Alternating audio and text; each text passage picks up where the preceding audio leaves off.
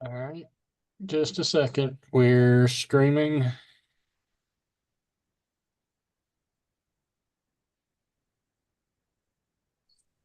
All right, Judge, we're live. All righty. Thank you very much. Today is January 7th, 2025. I would like to wish everybody a happy new year. And if the court and everybody in the audience would stand me for the pledge, join pledge of allegiance, please. I pledge allegiance to the flag of the United States of America and to the republic for which it stands, one nation, under God, indivisible, with liberty and justice for all. Ready. Now I'd like to invite Reverend Whitlock forward for the blessing tonight, please. Good evening, sir. Good evening. May we pray.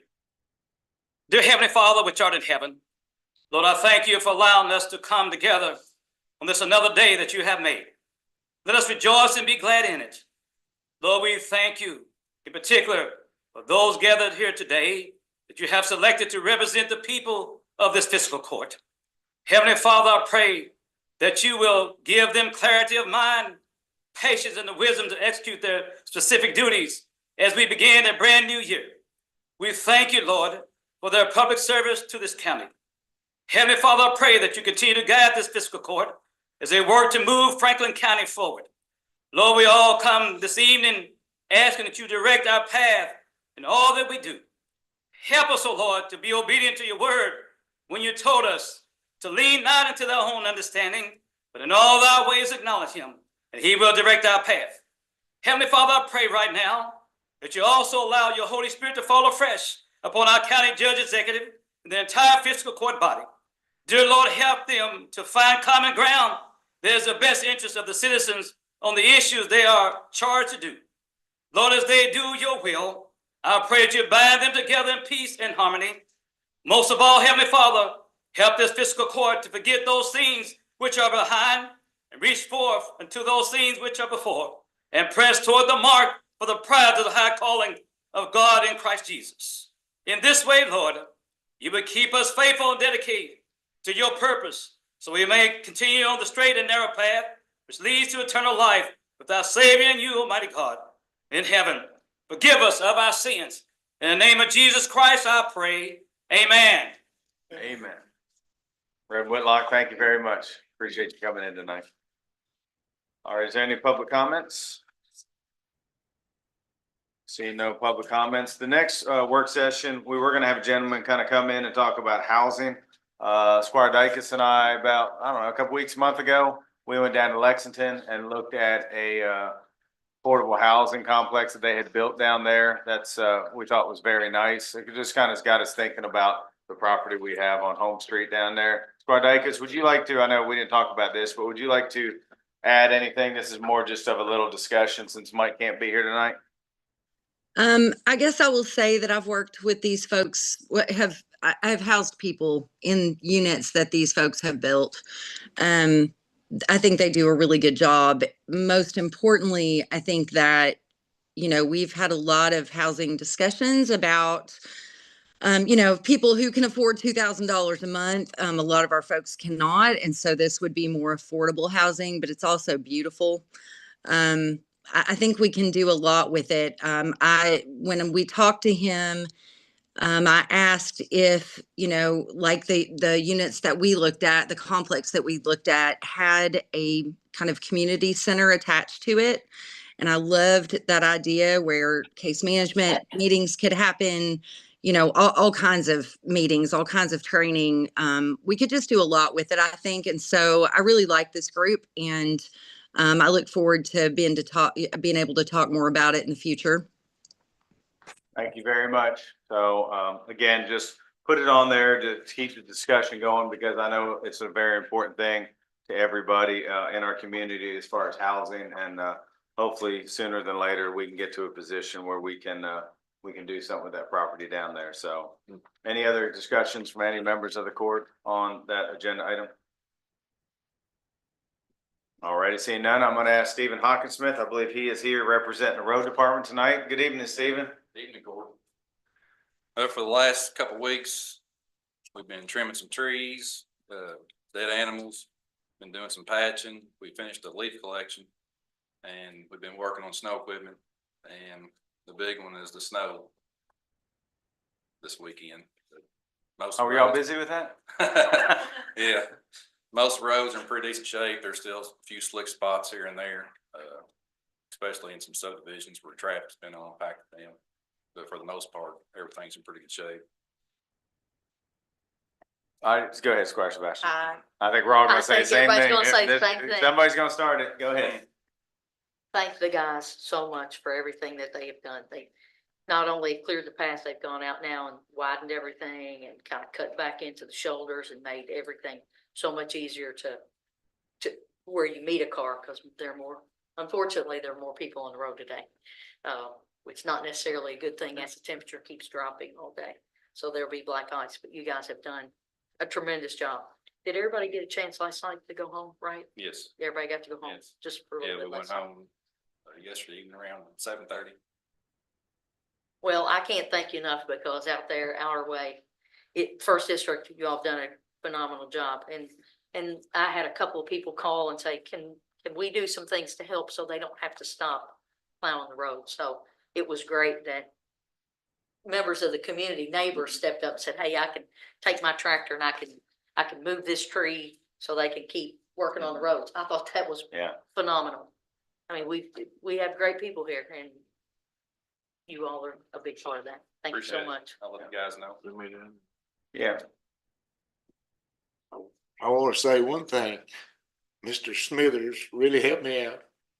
I went into a building, went to get some gas from our generator I got, opened the door, and the whole thing, top of snow and ice fell on me. I thought it was my time because I saw stars, man, and I couldn't get up. Flopped right, finally got up, got in, blood running off my hand, went inside. This lady run out, wanted to call an ambulance. I was in a foot of snow, or more, 2, 3 feet, who knows? So once I got in there, kind of got my composure, I realized I didn't have but one shoe on. One shoe was under 2 feet of snow. Mr. Smithers dug it out, or I'd been walking home barefooted. Them two Smithers, you talking about Dustin Smithers? Yes, yes, he was out there getting him a drink, because they'd been running snow all night. It was, I don't know, thank God he was there, because I had to flop around to figure out how I was gonna get home. My hand was scratched up more than anything. I mean, I just some scratches and bruises is all. But he just jumped right in there, found a shovel, dug my shoe out. But the end of the story is I get home, I'm trying to send somebody a text and I can't read the letters. I said, this is odd. I can't read the letters. So I pulled my glasses off and they had lenses in them. It knocked both of them out. So I go back over and tell the gentleman that owned the place, I said, if you're out here, you see a couple of lenses, and he took my glasses and I'm going to have them fixed. And I'm sure he would. But anyway, if you don't think snow and ice will fall off of a building on top of you, that will. It will. It's heavy too right now. It will. It's thick as it is. I don't know how to follow that, but I just want to say, did a phenomenal job. I know you had a couple of folks that haven't pushed snow before. Right. And, we've got a lot of cul-de-sacs and things like that, and it can be difficult when it's dark at 3 a.m. and you've been doing it for 5 hours already. And, they did a tremendous job, and I've had a couple calls that I've brought in about some driveways blocked, and they were fixed in short order, and I really appreciate it, and, y'all do a tremendous job, Stephen. All Thank right, appreciate it. Fourth district looks great.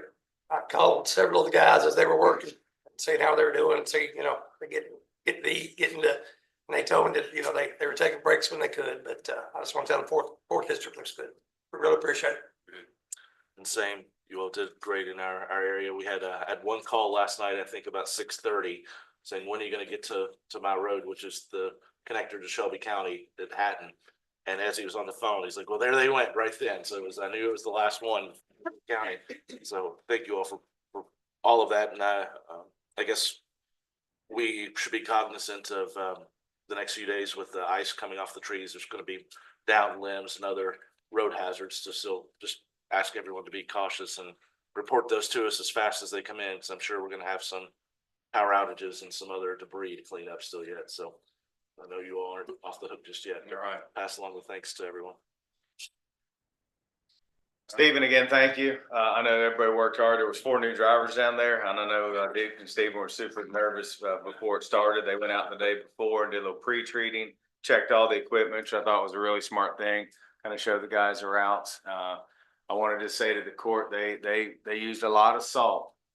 There's still probably 1,000 or 1,500, but Yeah, Duke and I, 2,000 tons. yeah, but Duke and I talked. I mean, they potentially, depending on what kind of winter we have, you know, they might have to come back to us to get a little bit more funds, but we have to keep everybody safe. So, Yeah, we're thinking we may use approximate 600 ton. yeah. So it was a big storm, but Right. thank you. Please tell all the guys. Thank you. Appreciate it. Yep. Thanks. Alrighty, next is a judge's report. I had Andrew kind of put together something. I just kind of went back through judges' reports, our notes from kind of a 2024 update, kind of some highlights, I guess you could say. So I'm just going to kind of run through these. Andrew, if you're ready, I'm ready.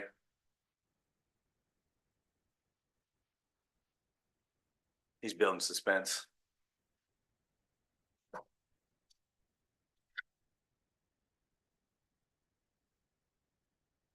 I'm ready for you, Judge. Alrighty, put on personal. Let's see what we have. Alrighty, so just wanted to highlight that we did complete the design of the Lakeview Park project. The plan is out. I know the contractor's working to reprice some stuff, and I think I'm actually meeting with them tomorrow. So hopefully we're getting close on that. Next, Andrew. Created a sports commission. I know everybody was part of that, and we still have a lot of work to go. I think I have a meeting with Eddie tomorrow to kind of talk about where we go from here as far as the MOA and the local agreement and all those things. So that's still moving forward. Next. We should all be proud here at the fiscal court that we not only gave a 3% raise across the county, but then we also really worked on the fire and road departments that were very behind to bring them all up to a working wage to where they'll be proud and be able to make a good living here in Franklin County. Next. For some reason, Amy just wanted a picture on there, so Andrew put it in there. So, you know, we put this in there just because we continue to improve things here at Franklin County, putting things online. We're still in the process of moving some offices around. We're going to redo the entrance of the building here to make it more comfortable for visitors. I believe this week, maybe next, I can't remember now, the snow, HR and accounts payable will be moving over in this building. So it'll just be kind of to get a better working flow. So next. Just wanted to emphasize to everybody watching that we are still the only county in Kentucky that gives free trash and recycle program. Next. So this is a big one, and I just want to thank the court for this. You know, Amy brought this to us, you know, a year ago with CashFest as far as investing our money. The breakdown basically, when her and I talked about it, we made about $1 million on CashFest. The other 500,000 was either, you know, left over from the other budget, or it's just a little bit excess revenue that we had come in. So I think that's an amazing thing that we are finally being super fiscally responsible, and the rainy day fund that we do have is being invested and it is making money. So we should all be very, very proud of that. Next.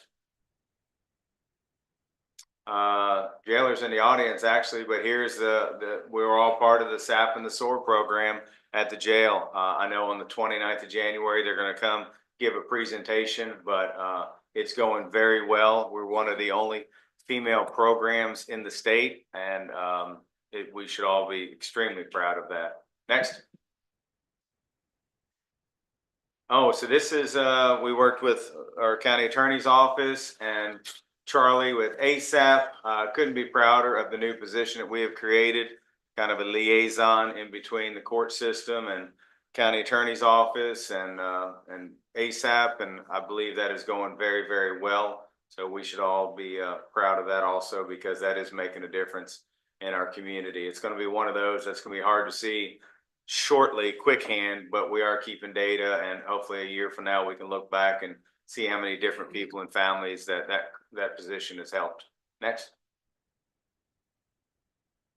The private donations for the jail, I'm extremely proud of. We went to somebody in the community that did the work. And they basically donated close to $300,000 worth of epoxy work for all the showers and floors. That was probably the only thing that kept failing the jail inspection out there for many years. So they brought crews in from all over. They gutted them. Initially, we were going to do the gut work, but they said it was too dangerous with the tile and things like that. So the gentleman's company handled everything, and it was all just for free because he wanted to give back to the community. So that's a huge improvement for the jail. Next.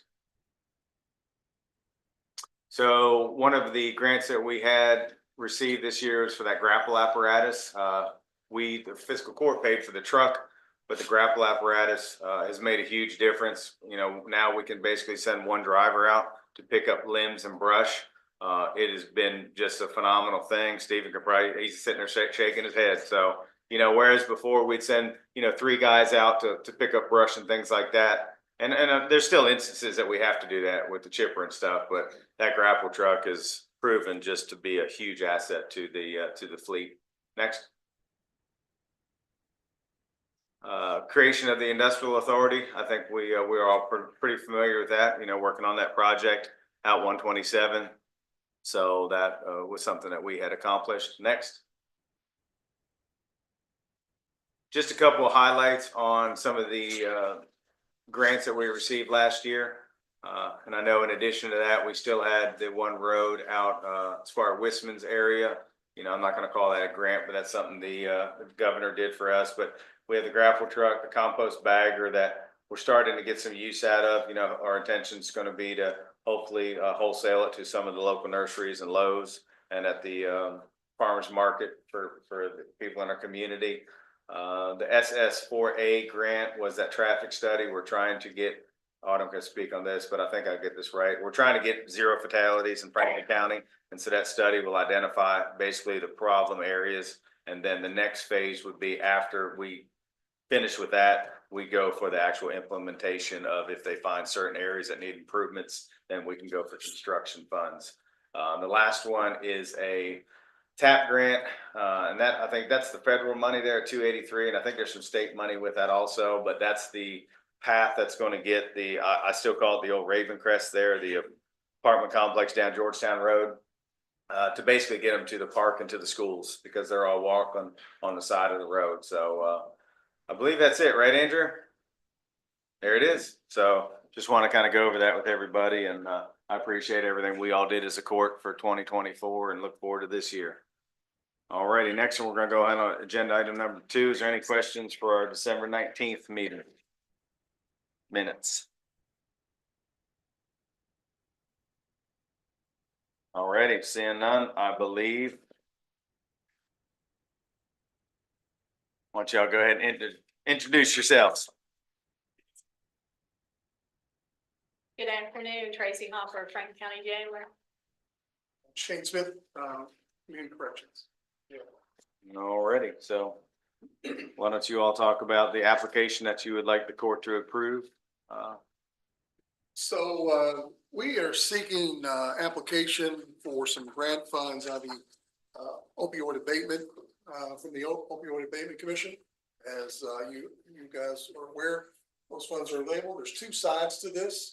There's a prevention side, which we're not talking about. We're talking about the treatment portion of this, that we're going to work on an alternate sentence plan. I've kind of met with some of our stakeholders locally, and they are on board with this. But what this essentially does is offer, we would be offering drug treatment.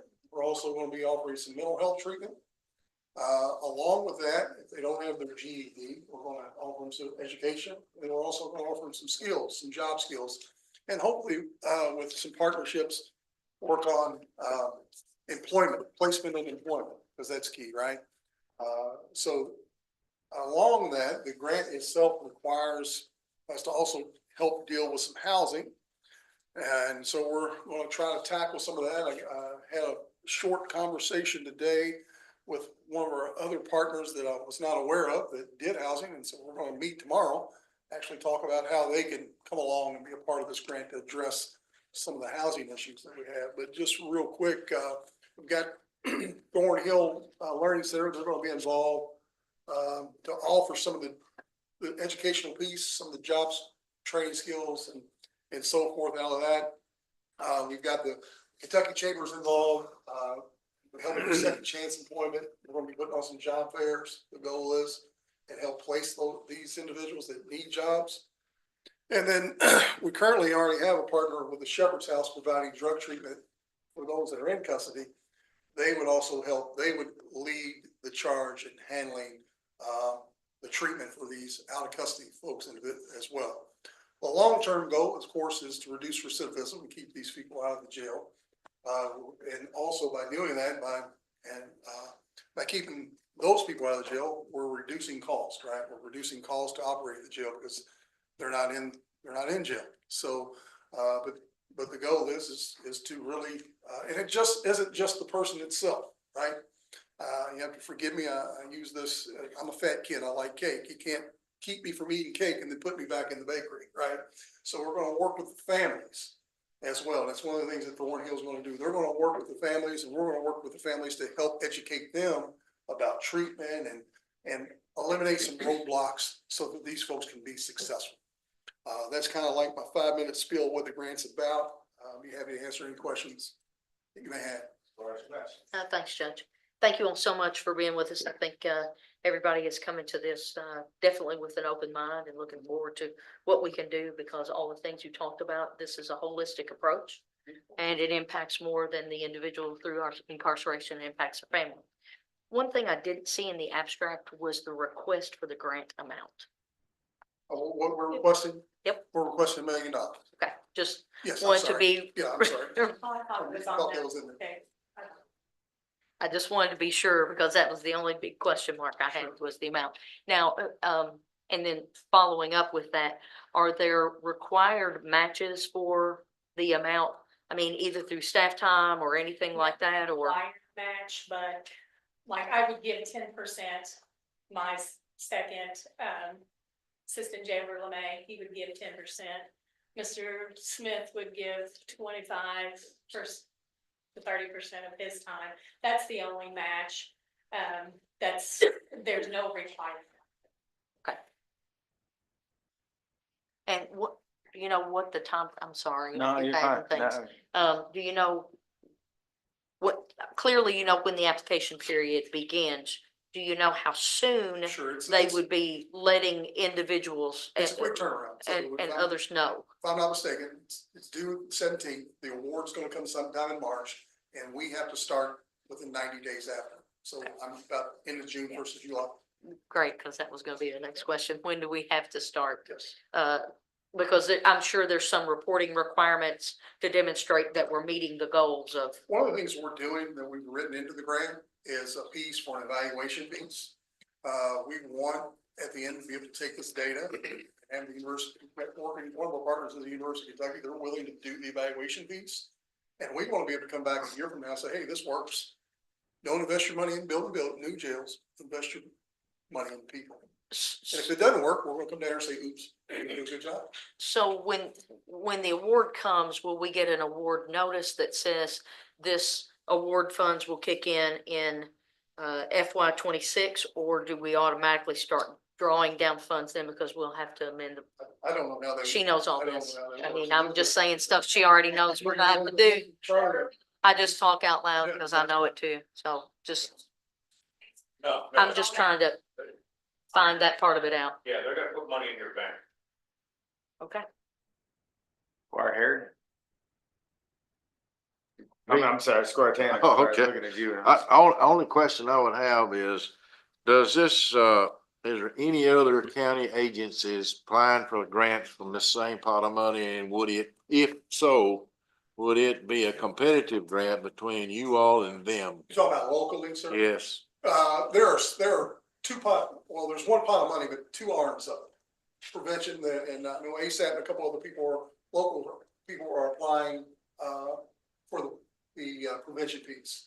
I have learned today that Janet, her last name Gates, and she's applying for some of the funds for the housing piece of this. I met with her and I'm meeting with her tomorrow and would love for her to come in with us and just her handle this housing piece. Who better to have someone handle the housing than someone who does it full time, right? So to answer your question, I would assume that potentially could hurt, but that's the reason why I think a strong, and the grant calls for strong collaboration. So I would rather, we don't want to hurt anyone in the community, right? We want to work together to solve this problem. And so we had a really good conversation about 15 minutes on the phone. And so I'm meeting with her tomorrow at 12:30 to see how we can partner. Well, the only follow-up thought, if I might, it's just a thought, it's not a fact. If you get in competition with somebody locally over the money, then it could knock both of them out. Well, I don't know how to answer, I don't know how to resolve that problem. You know, Or coordinate your efforts between whoever else is applying sure, for that's it. what we're meeting for tomorrow. That's what I'm saying. And we're meeting Yeah. tomorrow to do that. And Is that the only one? I'm sorry. I don't know, sir, if there's anyone else. If there is anyone else available. I believe, and in a couple minutes, I'm gonna have Charlie get up and help me, because he and I have talked about this. So Squire Tanner, we'll get to that. I'll let you know who else is going in for it. Okay? Squire Harry? That was also my question and comment. I mean, I don't want to see us go one agency, not two other agencies out of it in Franklin County, because we all compete for the same money. You know, I just don't want to see it be redundant. I'm gonna have Charlie get up and talk about that a little Yeah, I bit. think, Squire right here, I think this meeting tomorrow will help redundancy part, but we don't want to either. We don't want to take anything from the community. Everybody's doing a lot of great work. And like I said earlier, Janet and them doing great work. Why do I want to try to duplicate something they're already doing? Well, yeah, And so that's my thing. I would really, I would like to see us partner. The more collaboration we have, the better off we are, I think, in being awarded what we're asking. Okay. Well, before we get into that, maybe a couple of technical things. I see this grant application's due in 10 days. You mentioned you've already written some of this, or is it still yet to be completed? Is our grant writer going to be Yes. expected We to met write with the rest? Terry and Amy, and we turned in this to them.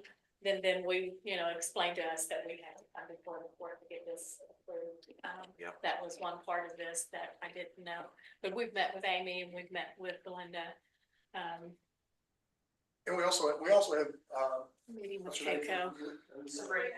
Sabrina Ralph, and Elizabeth herself. We have a team that's helping put this together, and hopefully we have it together and we're able to hand it to our grant writer and say, okay, are you good?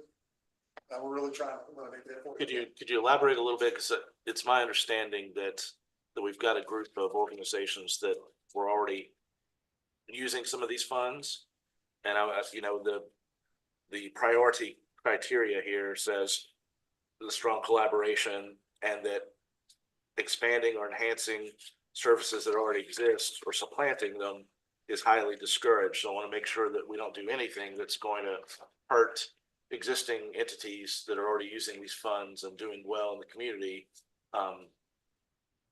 by making an application Yes, sir. that's external. I want to make sure that, if there's already an application going in by some of the organizations, maybe there's no need for the jail to apply. So I'm just wondering if we can get some of that information. Who have you talked to other than Janet with the Well, I've talked to the women's and Charlie ASAP? from ASAP. I've talked to Keiko. I'm actually meeting again tomorrow with Keiko as far as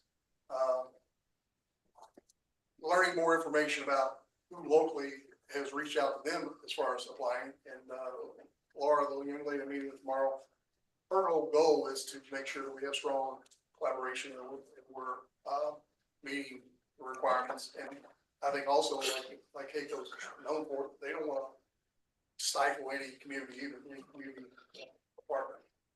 And this was something we had a week and a half, 2 weeks ago, and so But this plan is something we've been working on for some time. It's just, we found the money to finally implement it, and we're trying to move forward. And if there's someone else out there that is doing some of this, by no means that we want to duplicate the service. We want to partner with them, make it easier. Right. So maybe they- Mark Is there Sebastian. such a list that says who all in Franklin County is applying for this? You know, I was just thinking as we were looking through this and sort of some of those conversations that we, as a court, really need to come up with a bit of a clearinghouse process, right? Because all the arms that try to do social services don't always talk to one another, and particularly the governmental bodies. So I don't know, we need to come up with some way to manage that, so we're not having any kind of conflicts even between the city and the county, right? Which happens far too often. Yeah, and we've met with the city too, and on the transportation part of it, and they are excited to be a part of this. Squire Sebastian. Thank you, Judge. Someone know if there is just a pot of this money that we apply for at the state that is only for Franklin County, or is this wide open to any organization in the Commonwealth that meets specific criteria? So I'm just saying, I could be ABC organization, JW could be Squire, Blackburn could be CDE.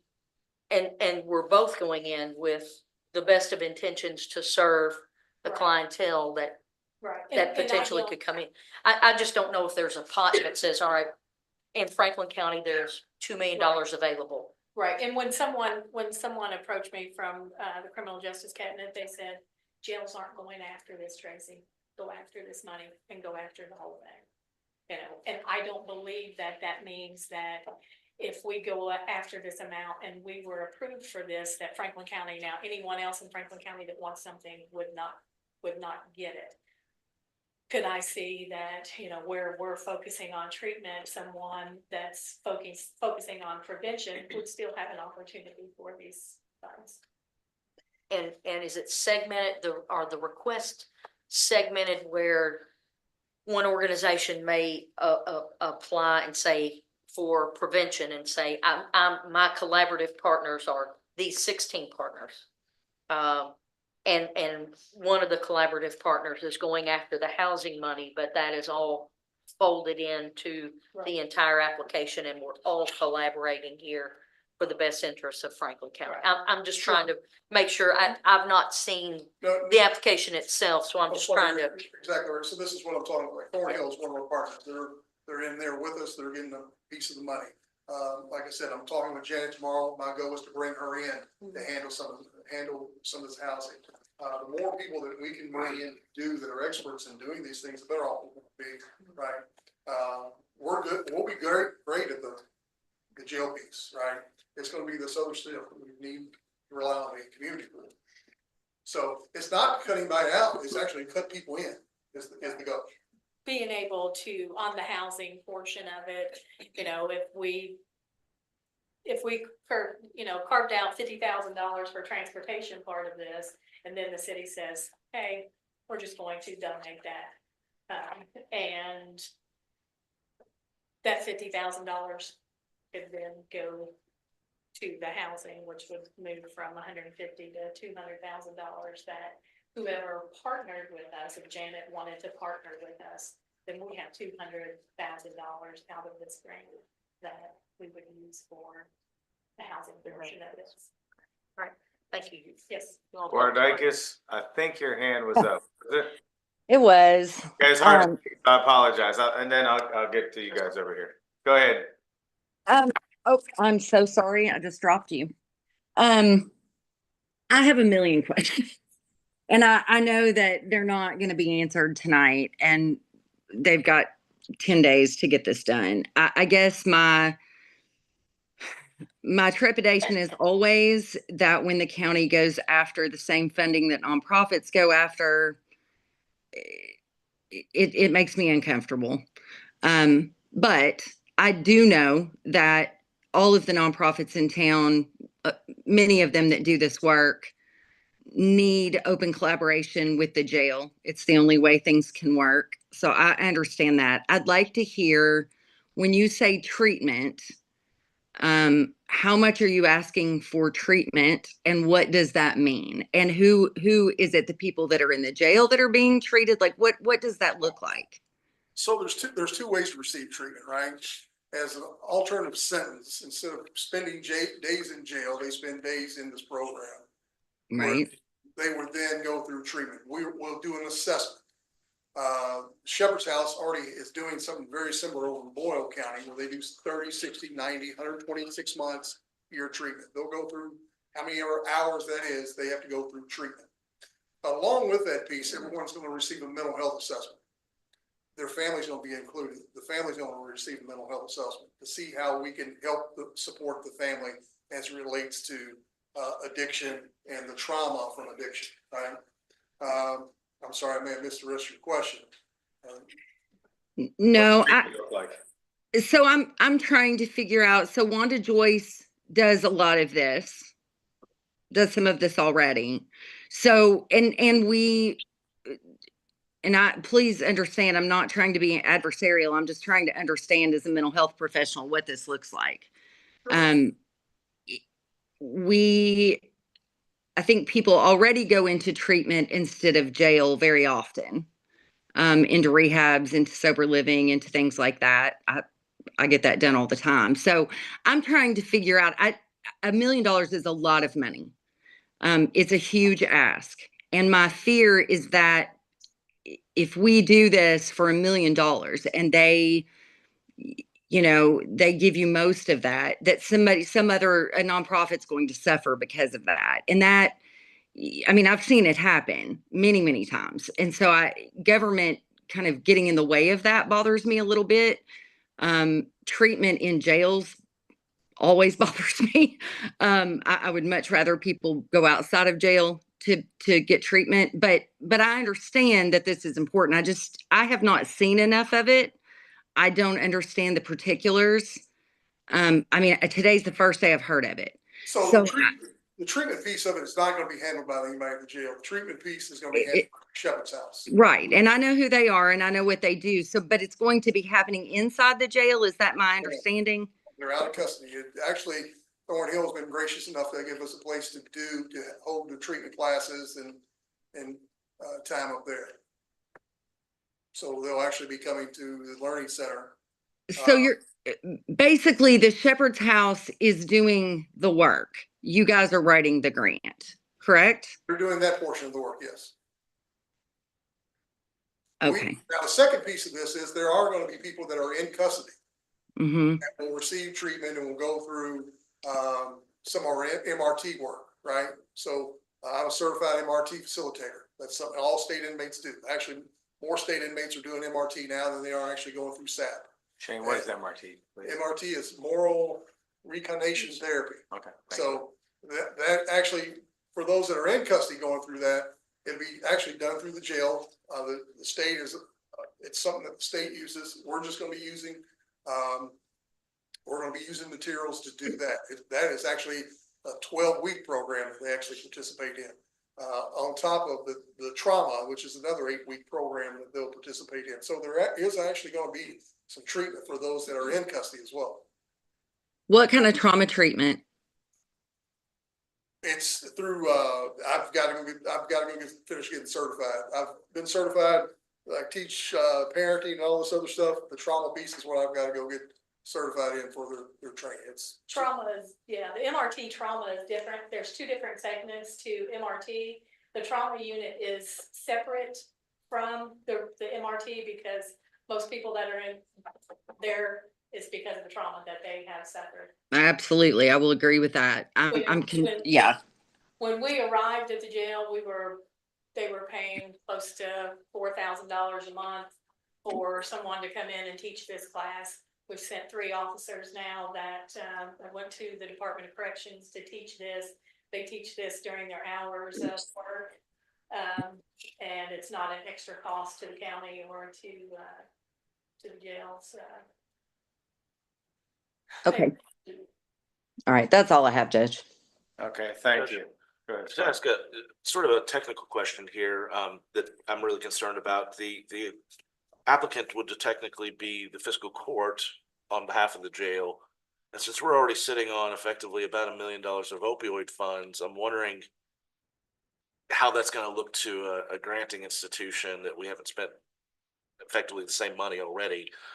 Is there maybe a better option that we ask our grant writer to work with the jail and all these parties involved to come up with an application and for they decide who's the best avenue to apply, that kind of wondering if the jail is maybe not the best applicant because of those funds we already have there unallocated. But if we put something together with all the partners and maybe the Women's and Family Shelter is the primary applicant and a certain portion is set aside for the jail's activities, if maybe that would give us a stronger application. There is, so are you Thinking telling of me the- that there is a portion of money that's set aside for the jail right now? I'm saying we have some undedicated opioid funds already, that are substantial that we've yet to commit. And effectively it's the same institution that would be granting this money. I'm wondering how that would look to a grant reviewer. Yeah, I guess that will be one of the questions that when we talk to Keiko, that they would let us know that, and unfortunately that, appointment could not happen until. Yeah, I'm just thinking sort of roundaboutly here that that an authorization to move forward might not look like what you all requested. We want to go after some funding, I think, for our community, but maybe it's a partnership between multiple entities, and our grant writer could help out with that. I don't know. I'm just sort of And just, I think, spitballing some and things. don't quote me on this, I think we only got 200,000 on opioids. We don't have $1 million, I don't believe. 400 total overtime, okay, I would be. yeah, I was getting ready. to- yeah, that's what I was like, yeah, so anyways. Well, with all the reserves that we had, I'm All just thinking all together. I'm gonna not call year on by year. I'm gonna call on Mr. Max Comley. And I've met with Mr. Smith and we've had some discussions, and I know there's some worries about potentially taking this money from other community partners. I can tell you that we're 10 days out from the grant deadline, and the jail is the only entity that's come as far as an alternate sentencing portion of this. We currently have a great working relationship with ASAP, which I think is going very well. And so as far as getting this implemented for this particular pot of money that I understand that they are going after, they are the only entity that has come to us and said, hey, is this something that we can put into place? It's my understanding that they've also gone to the Commonwealth Attorney's Office, if I'm not mistaken, or had that meeting set up Weather has kept us from that, but that's. to be able to get that as potentially an alternative sentencing. So, you know, as far as going for this pot of money, you know, in other entities, nobody has approached our office to date. Like I said, we've got a great working partnership, and I think they're going after another portion of, ASAP is going after another portion of the money, not this particular portion, so it wouldn't knock out anybody, you know, as far as going for, you know, quote unquote, the same pot of money to do this type of treatment on this type of scale. And quite frankly, I would want some type of regulation in there, but you know, if we're talking about alternative sentencing plans and being able to regulate that, I would like to see a body in charge of that. So I know that I can reach out and say, hey, this is going on, what are you seeing? This is what I'm seeing. And we've got a person in our office that's able to do that and be able to work back and forth. And so, like I can say, 10 days out, I've not heard of anybody else that's going for this particular side of it that's come and approached us about it. So I don't know if that alleviates any fears or not. All right, thank you. Kelly, do you have any comments since you're here in the audience? I know I'm dressed up really well. I think that. Come on up. Come on over. Thank you. And Kelly Anderson's with the Thornhill Education Yeah. Center, if it means I need to apply for it on my own, I will. I really believe in this, and I think it ties into what we're doing at Thornhill. Thornhill used to be, and I'm gonna ask the court respectively from now on, can you please say education center, not learning center? Thank you. Even though it's on our building. I feel like we're at the top of the hill. We are doing so many things. We want to be involved with everything. We have a great, oh my gosh. One day the Grinch just showed up at the jail and didn't get arrested, which was fantastic. Everything that's going on here is going to be, we have a great relationship. Wanda Joyce and I have a great relationship as they're in our building. But I think that we're looking at Thornhill as not just an education center anymore. We're kind of like the YMCA Community Center. We have YMCA basketball in there. We have YMCA soccer. The jail is important to me. We are the first family learning community. So we have been able to, with the help of NCFL and Judge Executive Mueller, able to be on a national level now. And I think that one thing that gets me so excited about what these two are trying to do, and Wanda Joyce, is we want to go big. like we don't want to just be, oh, okay, we're Kentucky's best. We want to be a national role model. And I am on board with family literacy. We actually have a clinical social worker at Thornhill who is now working. And she told me I wanted the acronym well, but she wants, it's not an acronym, Thrive. Don't just survive, thrive. Now we have a clinical social worker at Thornhill that's going to meet with our family literacy families and help them through certain things. So we already are doing a lot of this stuff. What they're talking about is just enhancing it times a bazillion. And I'm all for it. And I'm not afraid to mix it up. I'm not afraid to put the hard work in. Give me a snow shovel. I'll go shovel some snow. I don't care. But I think this is, I want to be big. I'm selfish. Like no one likes the second place person. I want to be the winner. So that's kind of my thought. I'm totally on board. And I really don't feel like it's competing against anyone else because we're not asking for the same thing. This is something brand new and I love the concept. It'll be outstanding. Thank you very much. Charlie, would you mind coming up for a second? Sure.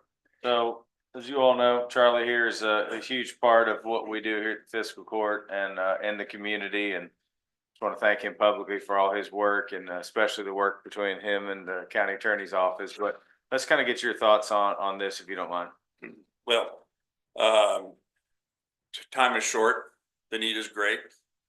That's the balance that we're trying to find here. Not one organization is going to solve this problem in this community. It's going to take all of us. And so we welcome anybody and everybody that is interested in serving the needs of this population. There are, last year you sent a letter of recommendation to the Franklin County Opioid Alliance, which ASAP is in the middle of that. There were 7 organizations that applied for about $900 and some thousand. 5 of us were successful. We got about $800,000 out of that. My organization got some, which eventually we created an MOU with the county to spend some of that. The other applicants in that were the Just Say Yes program is from the health department.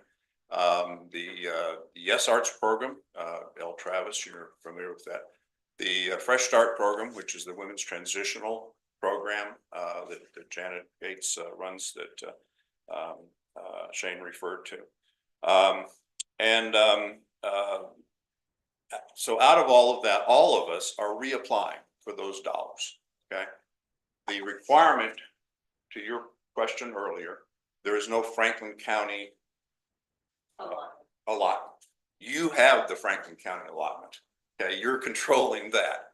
There's a city allotment, there's a county allotment. We're looking at the state, and so there's no county allotment. But what I can tell you is that the commission, the Opioid Abatement Commission, which is run out of the Attorney General's office, and under the new Attorney General, has looked very favorably on Franklin County. We have 5 very thriving organizations that have received funding and are doing great work. That is true all across the state in a lot of things. Keep in mind now, this request is for $1 million. The only one of the other organizations that got $1 million the last time was the Kentucky Health Department Association to do naloxone distribution across the state. Okay, so $1 million is a big deal. Okay, but Franklin County has a reputation of getting a lot done, so all of us are reapplying. This time, the commission decided to divide the funds into 2 buckets. This has been mentioned: the prevention bucket and the treatment bucket. So ASAP, Wanda Joyce, and Just Say Yes are teaming up together.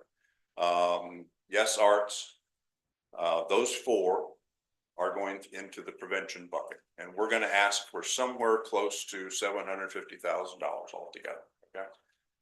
We tried to figure out how we could get together and make that look like one, so that the optics would look better, okay, with the commission. And so Wanda Joyce and Just Say Yes, the health department, and Wanda Joyce are teaming up together. So they're gonna have one proposal that's going to fund two different things in theirs. ASAP is gonna go out on, I'm gonna be by myself, and then L Travis is gonna be by herself. So that left the Fresh Start. We were trying to figure out if that could become prevention, and it fits better with recovery. So when you team up, and her ask is $140,000, basically, roughly, for some positions. So if there's any competition, there would be some concern there. If I were a commissioner looking at Franklin County, I would wonder if he's got a housing program and we have a housing program that has years of experience, did these two people talk? Okay. And that's a reasonable thing to ask. And so that's why they're going to have that conversation. Okay. So yes, we worry about competition, but we're doing different things. All right. There's a piece in that proposal in the abstract that you've read having to do with transportation. The jail has to have transportation to get people to treatment, job training, skills development, mental health, all those sorts of things. We have that same need, and you've heard us ask for that need. Wanda Joyce needs to move kids. Just Say Yes needs to move people. L Travis we all need to move people. So let's solve the transportation problem one way or the other, and let's make sure that everybody has access to it.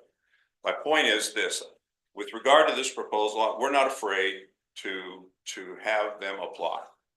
There's room for everybody, but I think we have to be smart about it. And that's why when we talk about the Opioid Alliance, this is the active group of people within this community that meet on an ongoing basis to talk about this problem and to work on it. So we think we need to make that table bigger, include the jail as part of the Opioid Alliance, because the jail's not been a part of that in the past. Okay, we need to open up the alliance to make that available. There's another applicant in town that has nothing to do with any of this, and that's the Recovery Cafe, which is going to be housed over here at the Church of the Ascension. And they open up on Saturday and this is a project that's been going on over in Lexington. They got some opioid funds last year to set up a new office over here, and they're going to be applying for another $200,000, and it's going to come out of the prevention path. Okay, we're going to collaborate the devil out of that, so to speak. I mean, there are all kinds of things that we can do with Recovery Cafe, a place where people can go that are in recovery. We're going to do all kinds of wonderful things. And we've already talked about, we've got to share letters of support. We've got to show linkages, because the reviewers are not going to stand for Charlie Kendall saying, I'm going to get along with Shane Smith, and then not have Shane Smith say, oh yeah, I know him. So we've got to collaborate extensively, and we've got to document that collaboration in a very healthy way. So I'll answer any other questions that any of you might have. Any other questions for Charlie? I think you explained it for me. No? Very good job. Thank you. Elizabeth, since you're here to represent, I'm assuming Wanda Joyce, since you all took the time to come out in the snow, especially to be here, I'd like to give you the opportunity to speak. Sure. Elizabeth Treblehorn, Wanda Joyce Robinson Foundation, but I also am wearing a hat as Thornhill likes to pull us into stuff. No, as this was an application that we saw was beneficial for our population as well.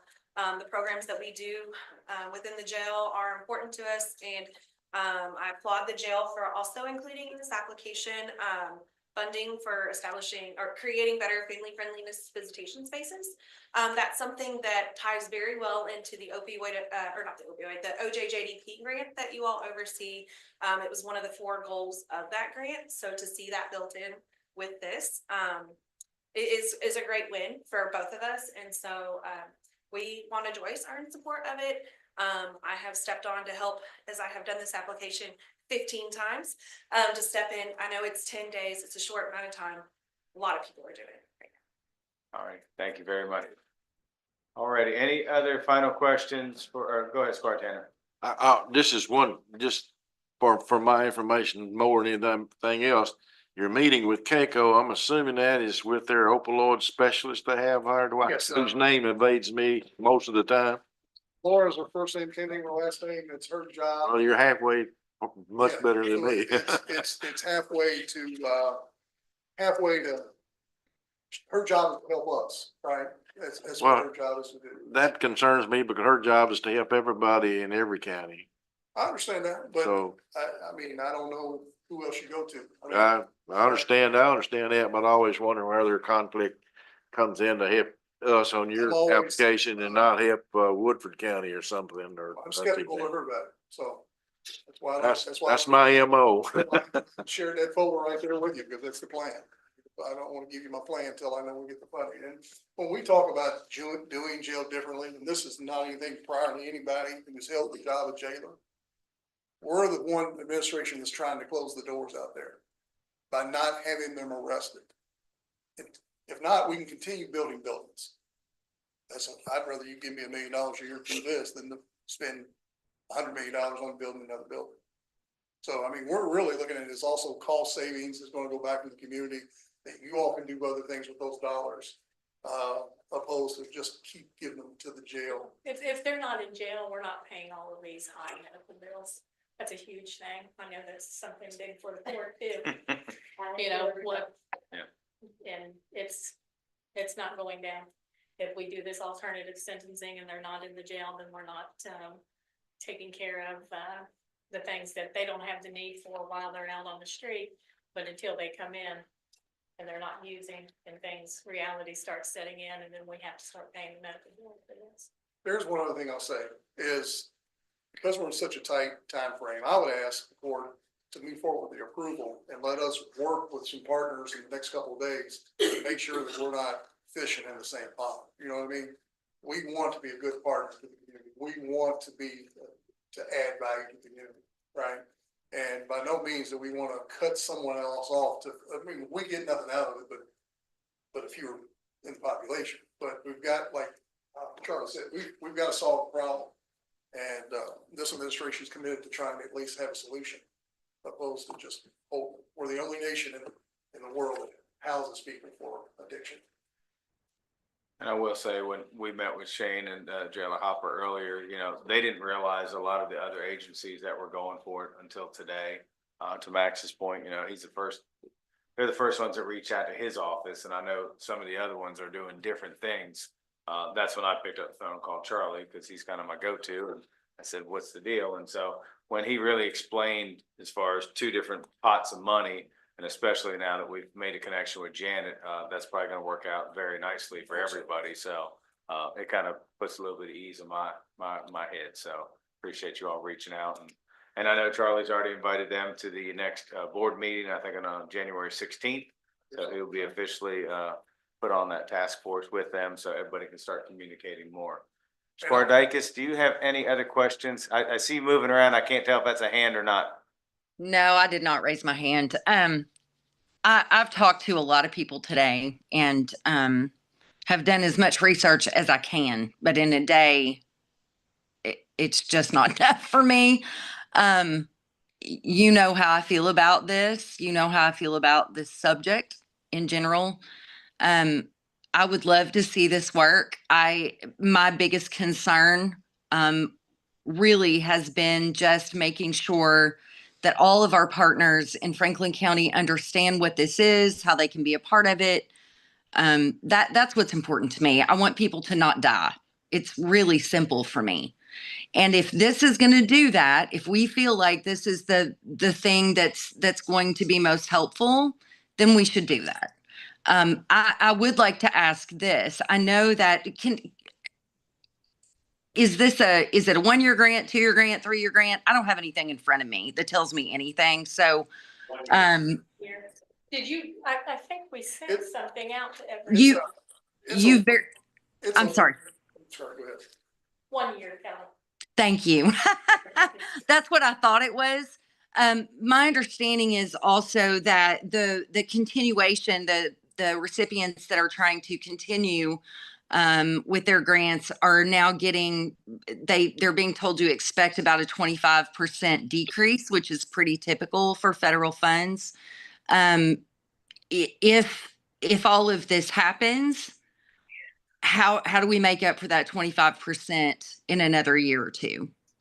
So a couple other things we've already identified 3 other grant opportunities that we're looking at to see how it fits. For us, this isn't a 1-year deal. This is, we want to be able to provide proof of concept that it works. There's a federal grant that's a 3-year funding grant. It's $750,000, but it's very competitive. And you're talking about only 10 awarded. So, I mean, the number, it gets really competitive there. So we're going to be, and I hate to use the word chasing money, we're going to be pursuing the money because we've got to solve the problem. And we would reapply. Yeah, we reapply every year. Right. Well, I would hope. I mean, this is a giant amount of work. And so, yeah, 1 year is not going to do us. You're just going to be building it in the first year, like you're going to be learning and building and doing all those things and figuring out how everybody can collaborate. And, it's a huge project. And so I'm not against the project. I am concerned that I don't have the information that I'd like to have. Gordakis, would it be okay if I shared your number with Shane and maybe tomorrow he could give you a call and set something up? That's absolutely fine. And I meant to get a hold of him today. I did not have time today. Okay. This all I'll hit share me that. really fast. Yeah, well, and crazy weather and everything else going on. So yeah, Yeah. I'll share that with him after this meeting, and you all can talk tomorrow and try to get some things figured out. And I do want to go back and say one last thing, and I'll be quiet, I promise. Nothing is stopping no one from applying for this grant. So the fear of us taking the grant, who's willing to work with every organization in the community, opposed to someone who's not. They also can have a just as good a plan and come in and knock us all out. So I would rather have approval so we can work with the community, opposed to sitting on the bank watching someone else do whatever with the funds and not really solve the problem. So. And Shane, I can tell, I really can tell that this is kind of your baby and that this is exciting for you. And I think it's personable. Yeah, I I'll understand. Believe me. I'm sure with that later why it is. But. I believe me, me too. So, I just understand that this is 10 days and I found out about it today, which is not your fault. But it is what it is. And I am a mental health provider and I have taught a lot of these classes and done a lot of these groups. And I want to make sure that we use everything in Franklin County that we can use to make this the best that it can be. I want it to be inclusive. That's what's important to me. And we have wonderful, wonderful nonprofit partners in this town. And so those are my worries just because I found out about it today. Does that make sense? Makes 100%. And I would love the opportunity to sit down and put you at ease, or you educate me. Yeah. I'd like to have a conversation. I appreciate it. Thank you. It's quite, I just want to make sure you realize we sent these packets out on Friday. I know it kind of came to light today, but anybody watching, I don't want them thinking that I just gave you this packet today. So just. Well, but what I do have this is a federal grant. There's so much involved in it. What we have does not, it chips at the ice. Right. No, okay. Really, that's all. Just needed the small portion of the big portion. Right. Because it was for the grant. It was for, the approval to apply. Understandable. Squire Westman, Jeff? Yeah, Dutch, as I'm sort of listening to things, we've had this conversation about opioid treatment, and I've went to, I think, 7 or 8 of KCOs and other trainings at this point. And what I'm coming up with is we still don't really have all the answers about how we're attacking using these funds best. We're sort of still chipping away, and we've got the Opioid Coalition, and we have a task or a committee that's been tasked with some of these. And I think it's probably prime time that by the time that this is awarded in, I think, April or so, that we really need to kind of have some parameters about what is our comprehensive plan of treatment in this community from all the partners, right? And maybe this is the beginning of defining that. It would seem to have been better to be defined before we go after this grant fund, but we can get it maybe out of this. And obviously there's a big focus on treating the individuals where they are, however they need it. It doesn't allow for the purchase of vehicles. It doesn't allow for the purchase of land. The idea is that we take care of the need now and don't think long-term, because we're going to come up with a way of solution that meets the overall need. So I guess my request is, as a sitting magistrate, that I would like to either all the entities come to us with some kind of plan of attack, if you will, because we still have those funds sitting there too that I want to get to work, right? I want to get those into the hands of the people that need them. Yes. So I guess that's where I was coming up with my $1 million. I knew there was $1 million sitting in this community. So I will be happy to come to any of the committee meetings, the task force meetings, the coalition meetings, whoever. If someone will invite me, or if we could have a special meeting, maybe just about that, about how all of these services are going to intertwine with one another, who all the partners are. That hasn't been presented to this court yet, and certainly not to the general public, to understand how that is. Just so maybe I guess I'm just asking for a bit of a spring timeframe of if everyone that's at the table could come back to the court and kind of give us a synopsis of how we envision this all working. Because if we approve this grant application, that's a big task to get written in 10 days. And I would like to see, before we get an award and we make budget amendments, I'd like to understand fully how this is going to play out in the community. So. Okay. All right. So is court good on this? All right. Thank you very much. Thanks, you guys. One deal, Robinson caught 93 passes his last. All right. I believe next we have Ashley. There she is. Hello. Thank you. Hey, how are you doing? I'm good. How are you all, Court? Doing well. Doing well. Thank you.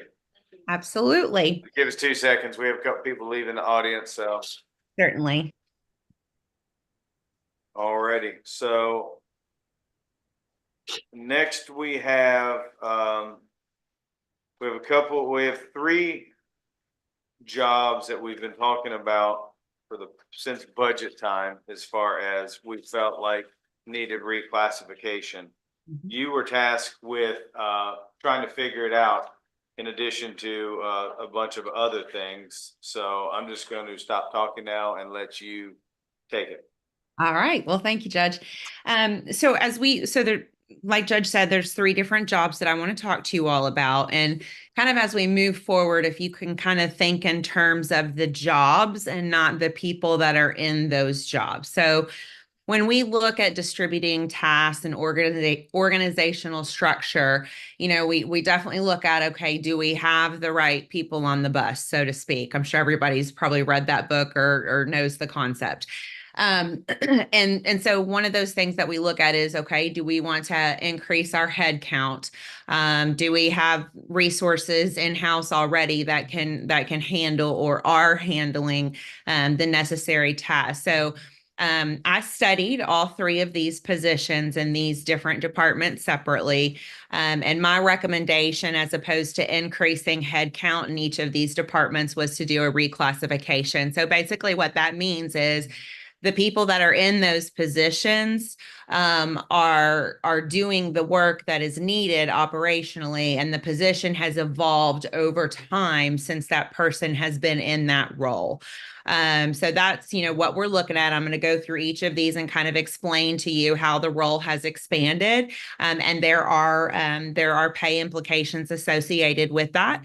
But again, if you'll just kind of think in terms of the work, the job, and kind of compartmentalize the people, if you know those people that are in that job, because again, we're focused on kind of the operations component. So it looks like first on the agenda, We have the administrative assistant in the fire department, and Chief Brewer, I believe, is either on Zoom or in the audience. I can't see the audience, so he may want to step up and kind of add to this a bit. But I did study this position. This position is going to remain a non-exempt position. It is a full-time position. There are 3 other employees that are in the administrative assistant classification in the county. One is in the road department and the other one is in the judge executive office. Though the fire role is pretty distinctly different. The job tasks are far more there's a level of complexity and additional regulatory implications that this role has. And I'm sure Chief can kind of go into that with you as far as the insurance rating and so forth. This position is really integral in providing data reporting as well as preparation for audits so that we can make sure we have good ratings there. This position is very, very involved in timekeeping and the related pay policies. The fire department here in the county and truly in many other entities of our sister counties have very, very, very complex pay policies when you get into holiday pay, incentive pay, shift differentials, the average work week. And so this position really, works directly with us in HR and payroll to make sure that timekeeping is accurate and correct. And then I'll add to that too, just with the additional oversight of regulatory agencies in regards to training records. And so forth, that adds an additional layer of complexity in this position and kind of how that role has expanded over time. I want to add also, and this is not the main factor by any means, but I do want to add that the employee headcount in the fire department is over twice as much as what you would find in the road department or in the judge executive office. So I did just want to kind of put that in your mind too, as far as volume is concerned. And so I don't want to recommend that we completely restructure this job because the duties are pretty similar as they are in the other 2 departments I mentioned. But I'd like to recommend taking this from an administrative assistant to an administrative assistant senior. And Chief, do you want to add to that before we get into pay? Is there or any questions for me? Excuse me, just one moment. I think you covered it pretty well. After reviewing this with HR director, we just, established that the complexities of this position, in our opinion, do warrant reclassification. Alrighty, so what questions do we have for Chief or Ashley on this? So how did we come up with a new pay scale? We're looking at a 92-cent raise for an administrative senior position. I think that's low.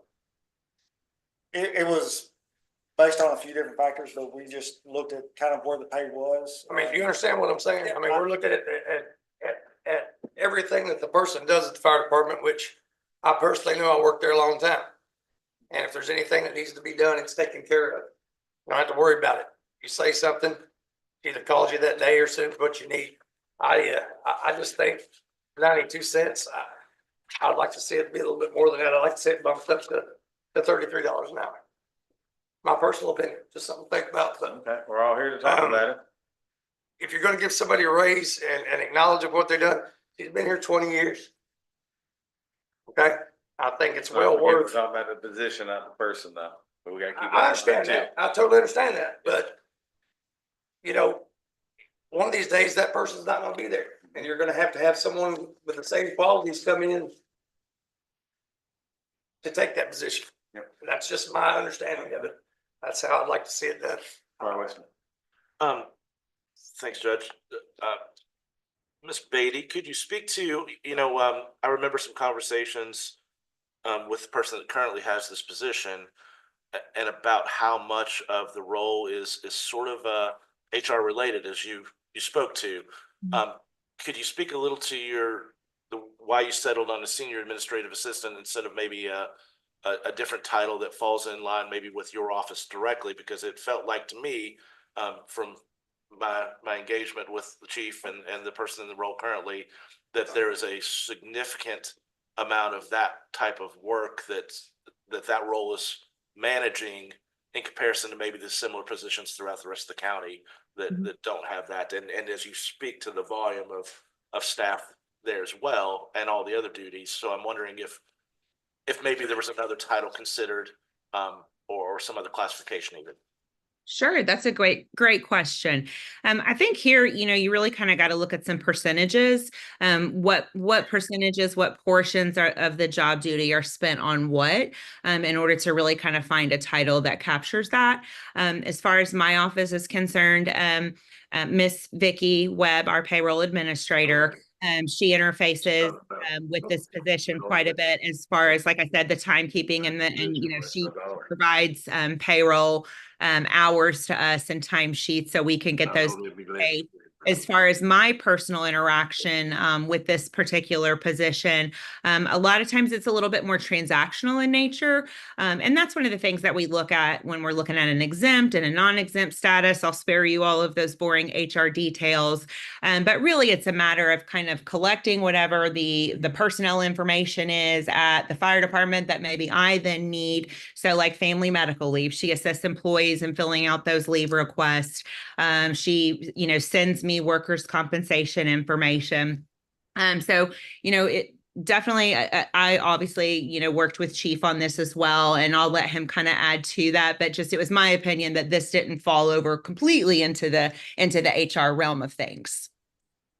Yeah, she does do a lot of things that are related to HR, but that's still, fire is a lot of portion of what she does as well. Because there's so many other complexities to the job that figure into just the day-to-day operations of the fire department. I'll trust you all. I know this was one of Ms. Beatty's interview questions, was how to tackle some of these positions and bringing everything sort of up to a modern standard, if you will. And hopefully I'm supportive of all three of these tonight. And as I mentioned in our last meeting, I hope we can very soon tackle a compensation study about where we are within the 4 local governments, or state and federal governments in our community and broader here, that may inform pay scale even a little bit more than what we're deciding on tonight with the job duties. And maybe the reclassifications will give us a better system to reflect those or counterflect those to other positions that are statewide or broader. So thanks. The statements.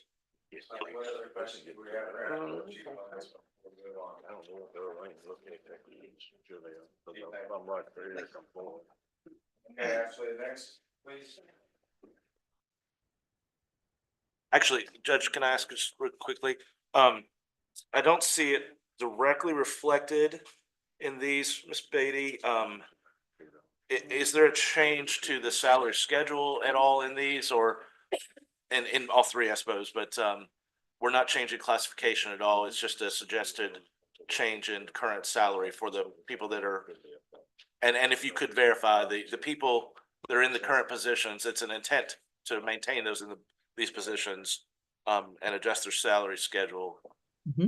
Yeah, absolutely. We're not completely changing the pay grade. Pay grade, I meant, that's yeah, no, I think everybody kind of uses different terminology, but to your point, having now studied this position, this is just one step closer to us kind of having a real nice firmed up, compensation system. But no, we're not adjusting the pay grade. And something else to take into consideration is like Squire Harrod mentioned, you've got some of these individuals have been in the job for a long time. So they've acquired additional pay than maybe somebody who was just starting off. So we really tried to look at kind of, what appropriately compensates for how the position has evolved over time. But to your point, yes, when we do sit down and do a full examination, we will, look at those pay bands or pay grades, however you want to refer to it. Thanks. All right, thank you. Thanks, Chief. Okay, you ready for the next one? I am indeed. All right, so let's move on to, I think we had the occupational tax administrator position next in the judge executive office. This position, as I said, I studied this position. It's going to remain a non-exempt position eligible for overtime. And this position has evolved to the extent of just quite simply the occupational tax position just doesn't even encompass or cover what all this position does. So not only is it occupational tax, but one of the things that this position has added over time is the transient room tax collections. And of course, as we all know, we have a reasonable expectation that volume is going to increase quite a bit.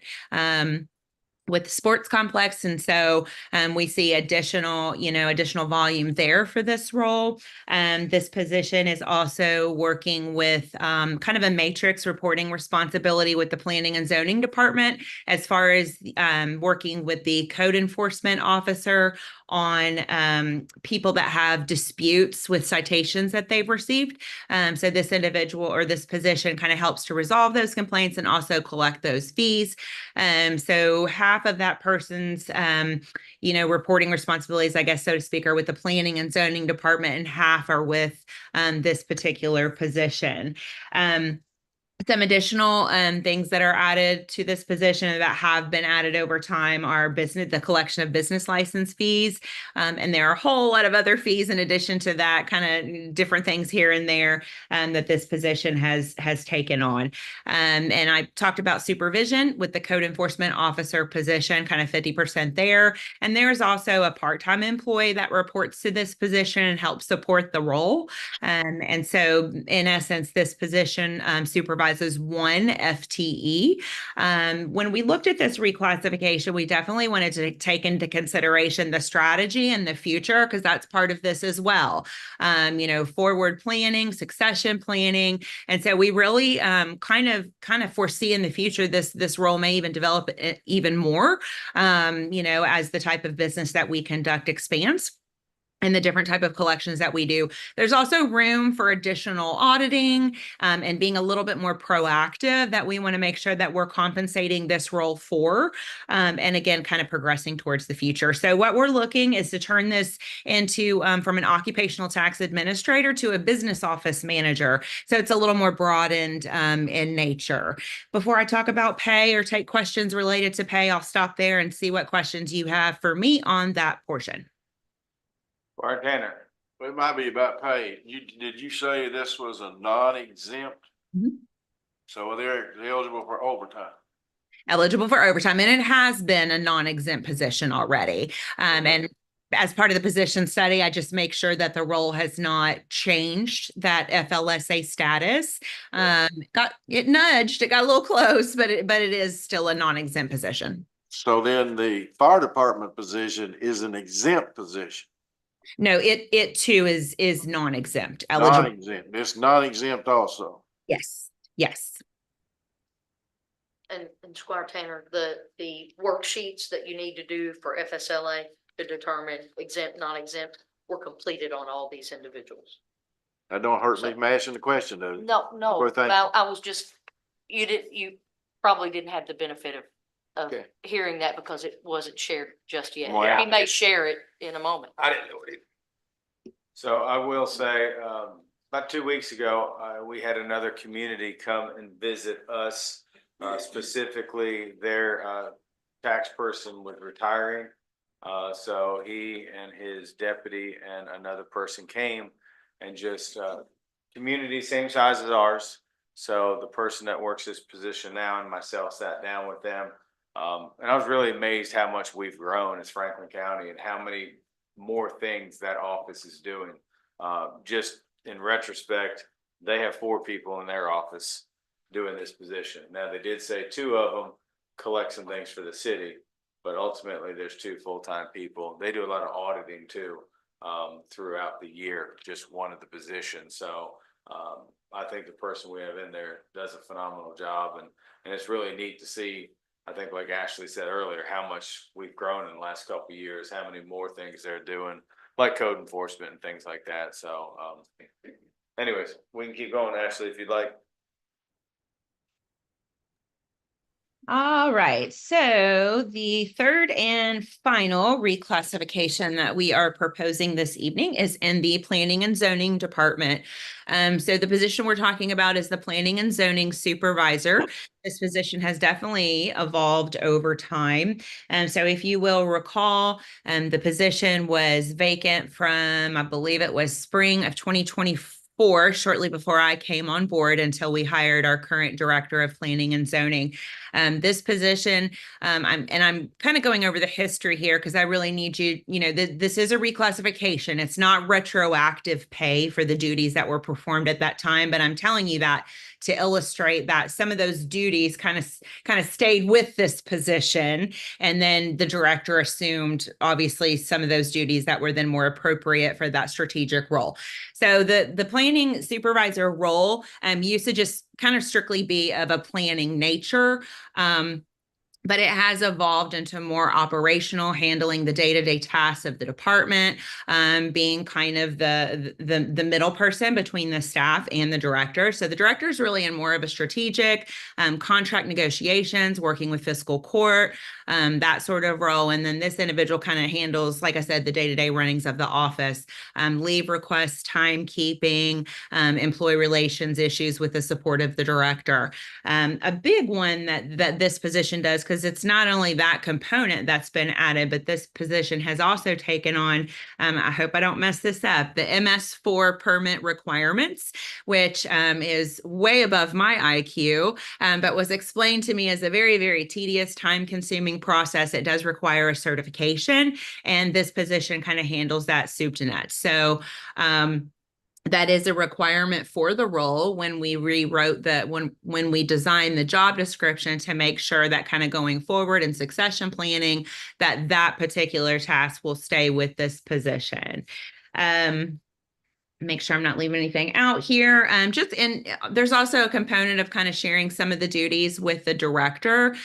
So kind of a tag team approach. If we need planning and zoning at two different meetings at the same time, this position can kind of support and conquer and divide to make sure that Franklin County is present and available. And then also too, in the director's absence, this position would oversee the department if, the director were on leave or, out for a holiday or what have you. So I'll stop there and take any questions you may have. Questions for Ashley in this position? Did you say it was an exempt or non-exempt position? I might have heard. Thank you, Squire Tanner. I did not say, so I'm glad that you asked. This factors out as an exempt position.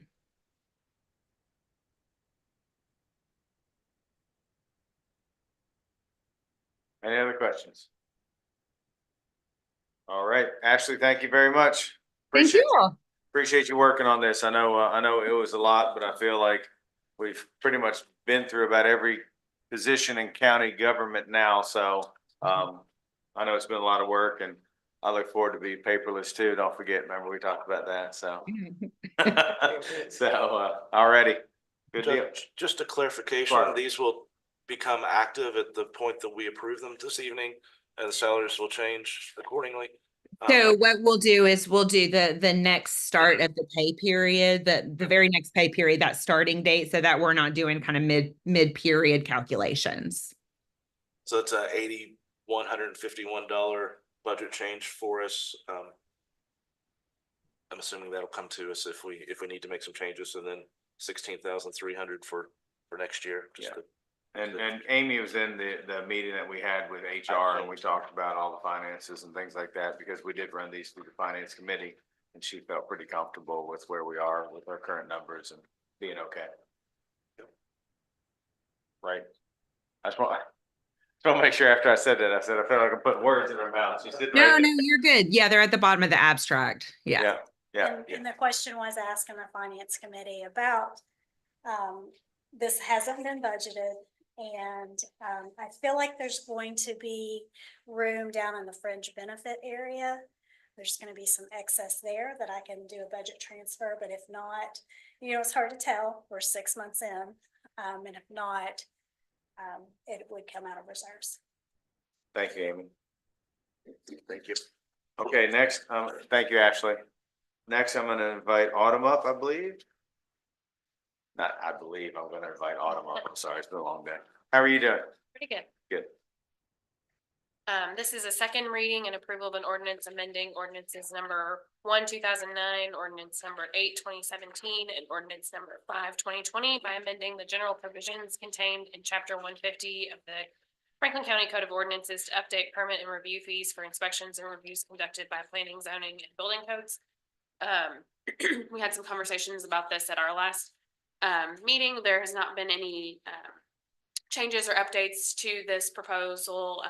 We did talk a little bit about the potential to update the electrical fees. Squire Harrod had some questions about that last month.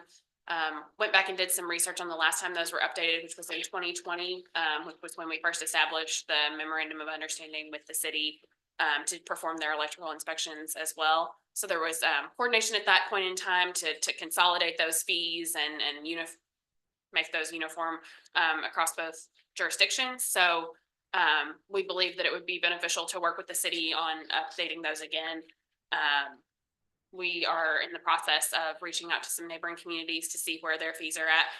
It does seem like, and this was brought up back in 2020, that the way different jurisdictions assess fees for electrical inspections kind of varies pretty significantly because it doesn't seem to be as uniform as like with a building permit that you can kind of assess fees on different types of things, I guess. So we're going to do some research on that and bring something back in the next month or so to update those fees as well. But we do feel comfortable still with the proposal for the existing fees that we're proposing to change. Questions for Autumn on this? I got one or two if I might. Sorry. I would like to, there's an increase in solar I brought up last time. I would really like to keep that at the existing amount. We've got, a solarized program that's been fairly successful in town. And it's not much, but it's just a little something that I would like to keep at a rate that is trying to incentivize as much as possible. So it's only a $50 change, and that's for residential only. If no one had a problem with that, I'd like to keep that. Autumn, do you remember where that number came from? Is that like what other communities are doing, or? I believe so. That number, that change was requested by our electrical inspectors. They felt that it was low, as it currently stands at $50, based on the time that they spend on that particular inspection. And they did request that it be increased this amount. Okay. Makes sense. I'd still like to make it a lesser amount just to try to incentivize just a little bit more. I brought up the short-term rentals last time too. I think I'll let that one go for now, but the solar was one. And Autumn, actually, I wanted to ask, since our last meeting, and it just came to me, citing solar farms, let's say, for less of a better word, do we have any kind of inspection fee, or would that commercial inspection fit in that instance? I understand there's some potential solar activity in terms of the city or plant board looking at some siting and some external companies in Franklin County. So are you asking about like a building permit for those? General electrical inspections. Or the electrical inspection as well. I believe that would be the same for that type of use. The electrical fee would be the $100. I think that would be. It would classify as a commercial inspection. Yeah, it would still classify as a commercial. Just wanted to ask to verify that while we were here. Yes. Thank you. Okay. Any other questions for Autumn? I got part of this. I want to apologize for not paying as much attention to it as I should have. But there's a lot of these things that I don't understand the definition of. Sure. And I don't know when would be a good time because it's several of them.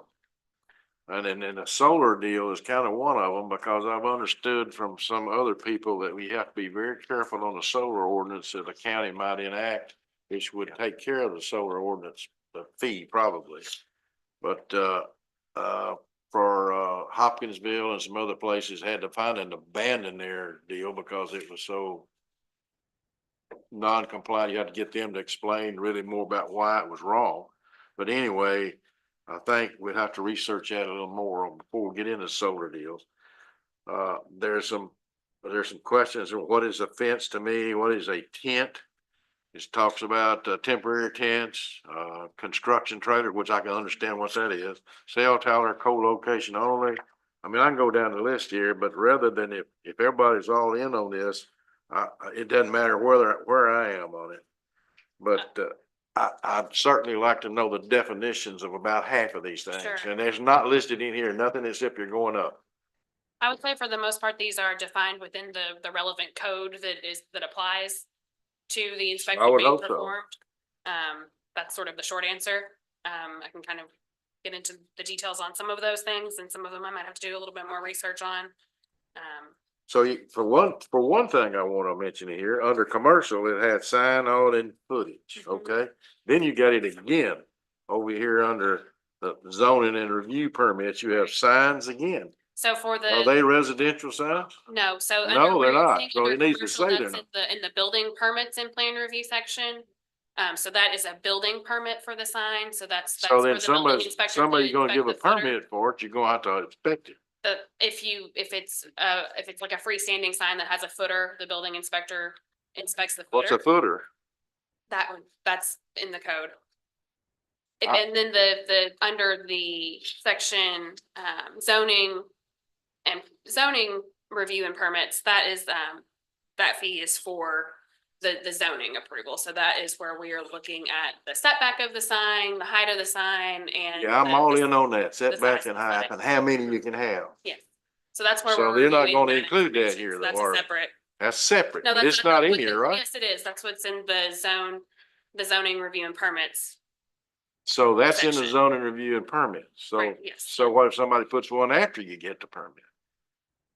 Nothing? That would be an enforcement issue where we would send our code enforcement Well, we've done officer that and before. We notify went down that them road, and it went nowhere.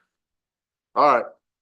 I'm just gonna be, number one is, I think the county government's obligation is to provide some of these services. It's a service-oriented business. It's not for profit. And we're gonna put a burden on these people. Now, I wouldn't say it's a burden, but it's gonna be more funds that these builders and other people are going to have to come up with. If you're building a home, or if you're building a swimming pool, or you go to that temporary retail sales display, what, is that a banner? A temporary resale display is like our fireworks stands. That's the most common time that we see that. That's what that is 99% of the time. Short, there's lots of things in here that I certainly need to apply myself more to understand. Sure. So today I'm not for it. Well, I know we're gonna rework the sign ordinance and things like that, but this is. Well, it looks to me like the door's open right here to do it. This is something separate. This is the fees here. This is all the fees.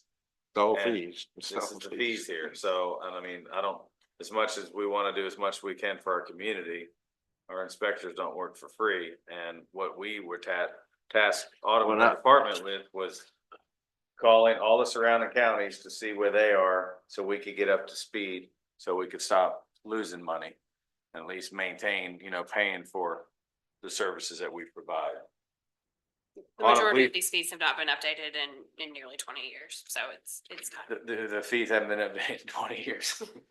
Well, Judge, it's not a net loss here. We provide a service that ensures the safety and conformity of building codes effectively at a loss anyway. Right. This is We're trying to minimize some of those, just so that we manage the improvements in our community appropriately, right? But I'm sorry, one more question, maybe. What is a farmstead and what do you do for $50? So a farmstead is, that provision allows for someone who has more than 10 acres of property to establish a farmstead, which permits them to construct a dwelling or an accessory structure without a building permit. They're still are expected to meet the building code, but we do not require a building permit. They're exempt from a building. So they're really not exempt because they gotta have $50. It wouldn't a PVA be the one to determine that? No, we process those. So if you got 10 PVA acres, has it's a- not for you. The PVA doesn't have anything to do with appraising one where it's a farmstead or not a farmstead? That appraisal is a separate issue. I think that's the homestead exemption. That's a No, separate I ain't got exemption where anything to do you're with getting into the homestead. taxation. Nothing. The farmstead exemption is strictly related to the permitting, so the building permit. Farmstead, if you got 10 acres of left, you have to pay residential taxes, otherwise. This you is can- not, this is not that, but Right here. I just want to mention on the fees, yes, we charge the fee to go out and do it, but this isn't a direct hit to the contractors. Contractors put this in their bid when they're doing their job, whatever. And it gives them more of an avenue to know where they're at, whether they're above or below when they bid the job. That's the way I understand this to work. So I just want to make that known. This isn't just to come out and hit the person that is doing it. It's just, we've not updated them in 20 years. We need to get on some kind of standard. One more definition, please. And then I apologize for my failure. But what is a zoning verification letter that you charge $50 for? sure. So a zoning verification letter, oftentimes, like a due diligence company that is working on behalf of an entity who's looking to purchase property in Frankfurt, will send us a request for the zoning history of a property. That would include things like if there was ever a zone change, if there was ever a development plan, if there were building permits and certificates of occupancy, if anything has a conditional use or a variance. So those are pretty research intensive responses. Right now, we're not charging anything for them. Can I ask our county attorney a question? That wouldn't fall under an open records request, which is 10 cents a copy or whatever it might be. They are not typically for open. My understanding is that an open records request is typically for a citizen who is seeking information. That's This every is- citizen gets. Never mind. Pardon me. These are for a commercial purpose. This is when someone is doing their due diligence for a commercial purpose in order for a real estate transaction. So my understanding is that we are able to charge for these. That maybe I would defer I to Matt. certainly would refer to him I can because tell you under the Open Records Act, if it is for a commercial purpose, you can charge for the time necessary for that individual to go back and do the research. So if this is a situation in which we're charging for an employee of Franklin County to go back and do the research regarding this, you can have a charge for that under the Open Records Act, and it would not be just 10 cents because it is for a commercial purpose, as she is saying. my wife used to work for the petroleum storage tank fund, and they had 10,000 open records requests to see if there's any those been cleaned up, et cetera. And that's all she did was make copies. I don't know what they charged for them. That could have been times, I don't know. Oh, Carlos. Autumn, do you feel that the changes, I mean, there's a lot of terminology changes throughout this. Do you feel this brings us up to date for, the standard terminology in the Kentucky Building Code? And any, we asked last time, there was prior we had a mobile home definition. Now we have a manufactured and mobile home. Mm-hmm. You think we're there? So by reference, the Kentucky Building Code could serve as the point of definition for anything within our. Okay. And do you still think are we in line with our surrounding counties at this point, or are we still potentially a little lower? I think just because we have so much room to grow. Mm-hmm. I think this puts us pretty middle ground. I think that there are still some surrounding counties that are a little bit higher and some that are a little bit lower. Autumn, again, I want to thank you and your team for doing this. I know it's been a lot of work and it's been going on for a while, so I'm glad it's in front of us. So thank you very much. Let me just. Oh, I'm sorry. Spark Blackburn. I didn't see you. I apologize. It's okay. I just want to thank you. I know when you came on, we kind of hinted that we wanted to get everything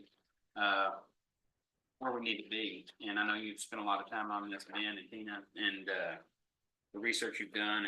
And I want to remind everybody, it's when your electrical inspector tells you about how much time I'm going to spend when I do this type of thing,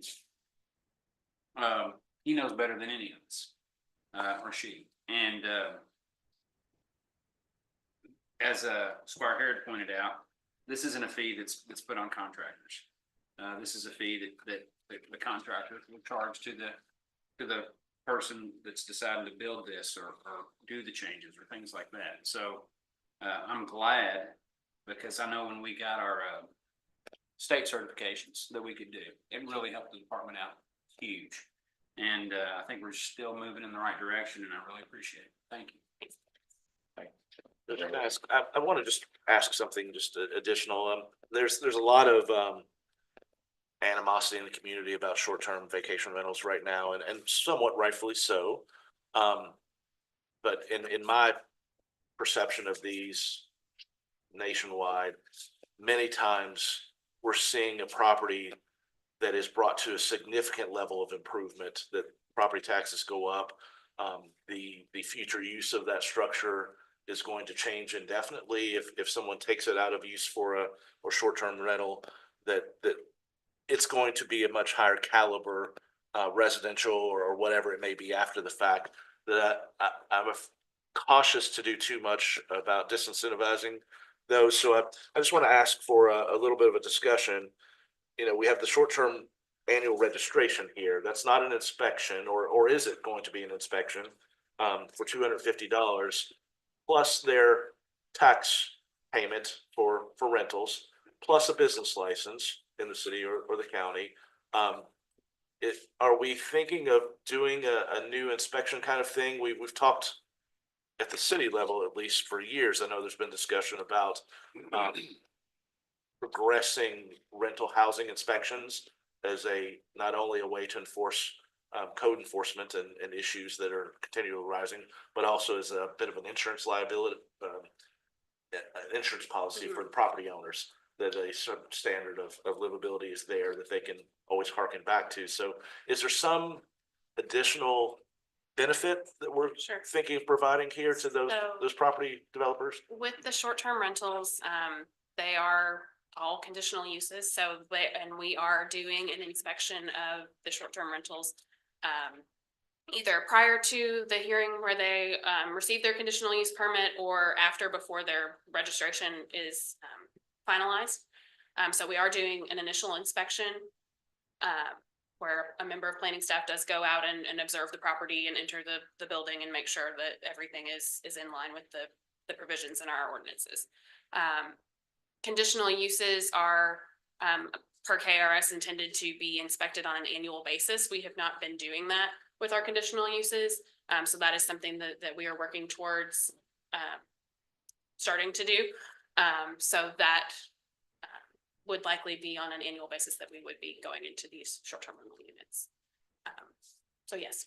Okay, well, you answered the question there, because I want to make sure that we are providing the service that we're charging for.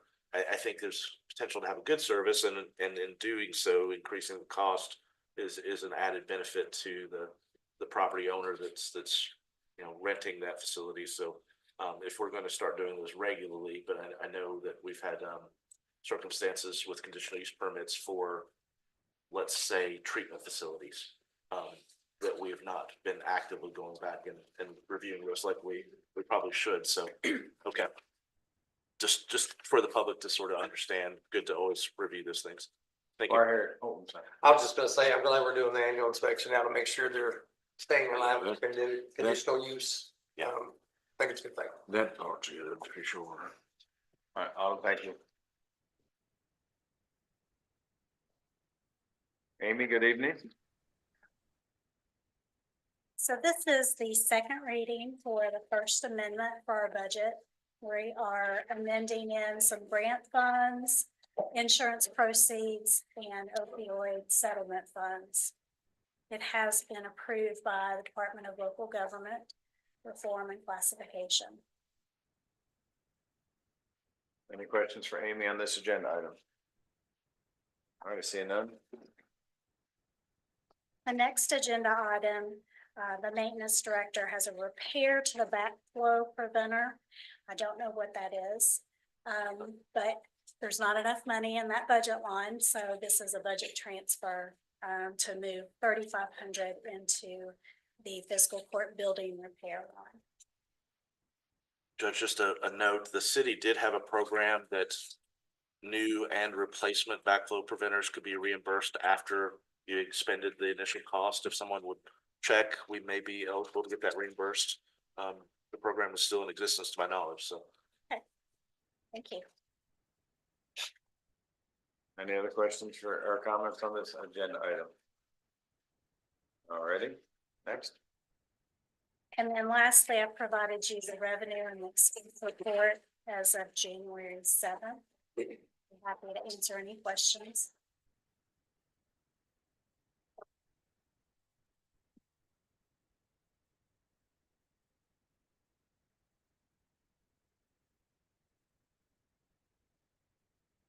Thank you, Amy.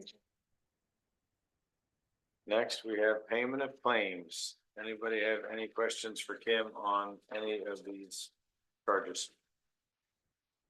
We'll just start with. There was one specifically in here that we talked about last time, but I just wanted to ask if we could hold off on paying the jail, the $7,000. I'm trying to find it really quickly, which one it was in, for the forklift. Well, we had quite a lengthy conversation before Jailer Hopper came on board about what the canteen had purchased and what was in there. It's in the road budget. It's in the road bills. Okay. It's And at that point in time, the discussion never included that the canteen had ever bought that forklift. So I just wanted to ask if we could find the original purchase of that item and verify or maybe it's already been provided to us, but. So Jack said he had a conversation with the jailer. Go ahead and. I asked her specifically.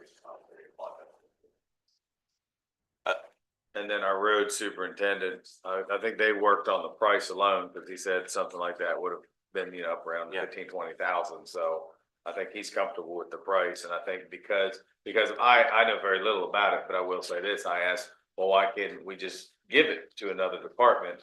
And it was because legally, they had bought it with those funds, so legally they have to sell it. Right. So, yeah. I just wanted to, verbal is great if they think that is, but I'd really like to see the original bill of sale or something that said that it was purchased with those funds. Okay. Because we effectively reimburse that canteen fund, right? And that it can be spent any which way it wants to be, but if it were ever purchased through court funds, then there's no need to do it. I just want to verify.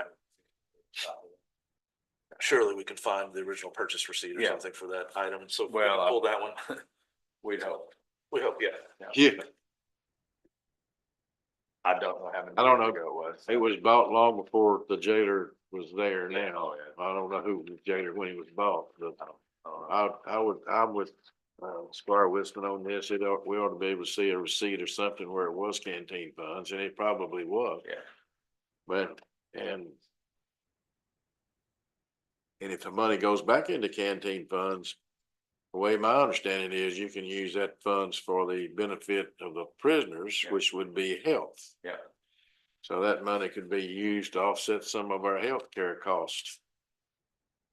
And we had that discussion at the time that there's some other vehicles that are owned in that canteen fund that they don't ever expect that canteen fund to be able to purchase any large scale items ever again, that I think it's pertinent for us to consider transferring those for long-term benefit because it restricts the way they can be used. But and then Judge, I wanted to ask about some pay scale differences. There's some changes in the bills. There's specifically one that is a self-demotion that is a bit new to me. I don't know if we have anything on that. We had some discussion at multiple meetings that we adopted some new policies and procedures for the jail that said promotions would not be instituted without this body reviewing and approving those. And multiple times it's come up that we asked for a little bit more information instead of just a name and a change in rate. I wonder if someone could provide us some, specifically that self-demotion. Max, can you help me on this one? Didn't we talk about that as far as what we can do and what is included in KRS and all that as far as with the jail, as far as promotions is on them, correct? Not us. I believe it is on them as far as promotions, hiring, firing. I think when you start talking about performance raises, both in our code that's a physical court issue, but not just promotions, hiring and firing. That's a jailer issue, and that's a function of the jailer. So is our administrative policy for the jail out of compliance with state law then? So we specifically included that promotions would not take place without the approval of the court, and that's why they're here before us, I suppose, for this, but I consistently ask for some additional information. I don't know if, are any of these potentially a 6-month probationary period that are the automatic increases, or I don't know if anyone can answer. I'm not gonna be able to answer. I mean, if you want, I can send a thing to the jailer and see what what she's willing to, share with us. But she's an elected official, so. Yeah, so it might be wrong in our code, and we probably need to have a conversation with. We need to figure that out. I either want it to be defined in one way, and that's what we're gonna stick to, or and again, what I've asked for is something that shows us a change in what that is based on, that it doesn't just happen anytime that someone decides they want to make a pay increase. But I'm concerned about a self-demotion and a pay decrease unless there's been some change in position that was self-elected somehow. I don't know. Yeah. I don't have it here. I'm gonna vote no. I don't want to approve those yet without some more information. You all And I mean, if you want to send her an email or give her a call, because I mean, that's kind of personnel stuff. She might tell you one-on-one, but I don't think it's, as far as for an open meeting, if there is personnel stuff, it'd probably be better if you all just talked one-on-one. That's okay. That's fine, but I'd like to hold off on those, particularly the self-demotion, than approving that until we get some answers. Squire Westman, unfortunately, we do not vote on those. It's just an information packet. Well, I'm saying that we there, instituted that we would, but there is some not thought, there's a court case from Scott County that says they can't give raises out without the approval of this court, period. Now, I am not going to get into I've had this discussion with our county attorney before, and he says that doesn't cover promotions and those kind of things, but it would on a raise. Just here's the money for merit, maybe merit raise. We don't talk about merit raises at the jail. Has to be a promotion. Maybe we ought to all sit down and decide where the rule is. And I think the code actually talks about promotions when somebody gets promoted, when that pay increase. I mean, I don't have the code sitting in front of me, but I know I've advised the court on it before, when those pay increases are to take place based upon a promotion. It's in the code. It's in the jail code. We set those slots up, and I'm not saying that they're outside those parameters at all, but if we give every employee a 3% raise, that's what the jail has to give their employees. Is that not correct? I believe that would be correct, but that's not a promotion. That's not a promotion. That's Something different. Cost of living. That's a different when you're going over different ground. we need to get this defined finally. And again, I've never been in an instance where I've had to see a self-demotion that I don't. Maybe trying to get them run Get to approve. I don't know what's going on there, that I've just had more concerns and questions. Okay. All right. I'm gonna hold exemption for those 3 items. I know we just send effectively that info packet, but for consent, sorry. All righty. Clerk, you ready to go into voting session? Yes. Excuse me. Oh, I'm sorry. Sorry, that's okay. Is it appropriate? Can I ask, before we go into voting, can I ask our county attorney a quick question about something we talked about earlier? Yeah, go ahead. Okay. It just occurred to me that one of the things that I believe is going to be written into the grant that they were discussing earlier, and honestly, I still don't feel like I know enough about it, but I think that one of the things that is included in that is like a case management kind of position. And I'm wondering, since the county attorney seems to be kind of on board with this, if he can help me understand how that person will work with the person that we just hired for his office. Are they similar positions? Are they going to work together? Can you give me any idea about that? When I had those discussions, it was that they were gonna work together. Relaying information back and forth. Oh, okay. Okay. Thank So you. I it appreciate would it. actually be two separate positions, Right. but So, it would be In the jail, right? no, well, one would be, One's with you and then one's. right. Yes. So it'd be in collaboration together, sharing information back and forth. okay, perfect. Thank you. I Yeah. appreciate that. That helps clarify. Yep, thank you. Thank you. Already. Oh, we got hands up in the audience. One clarification on the position, with, fire admin assistant senior. It was supposed to be 3277, not 3274.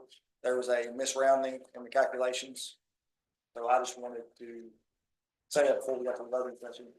That was an error on my part. I still like to say go to 33. I can support it. We can handle it within a budget transfer for the new fire and rescue equipment that we have under budget. But just want to make that point of clarification before the voting. What was that, Brian? 3277.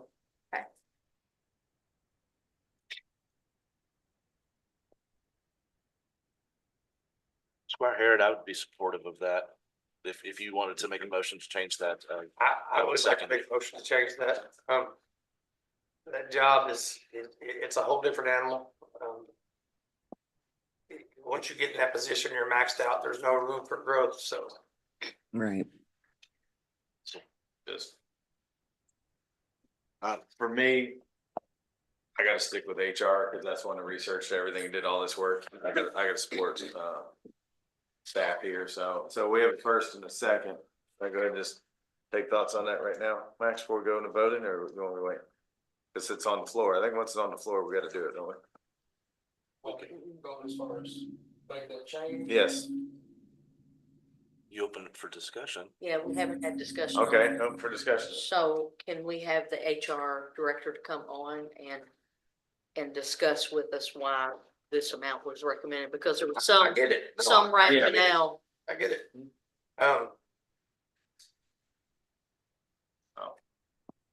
I can start on that somewhat. I believe with working with HR director, some of that was based on the pay rates of the county and trying to keep it in line with other positions that were in that field. I don't know what those exact numbers were. I think the HR director did some research on that end. But I believe that's where some of those calculations for those salaries were developed from. I know a lot of her work has been trying to balance all employees.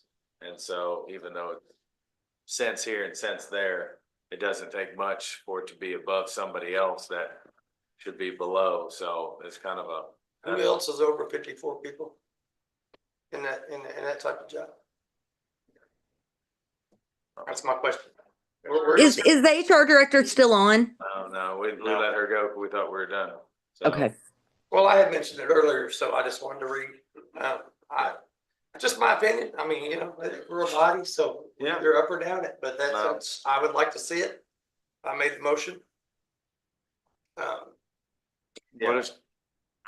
understand. I don't have any problem supporting it. It's 23 cents an hour. What Yeah. About. Yeah.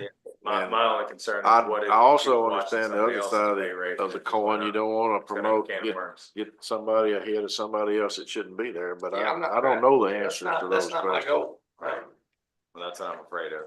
So I wonder if it's because I do think, because I totally agree with you. After I heard in finance committee what all that person does, I was amazed. However, if it takes it to a new classification, then we got to do something completely different. And so I would love to hear, I mean, I wish Ashley were still on so we could ask that question, but I know she's not, so.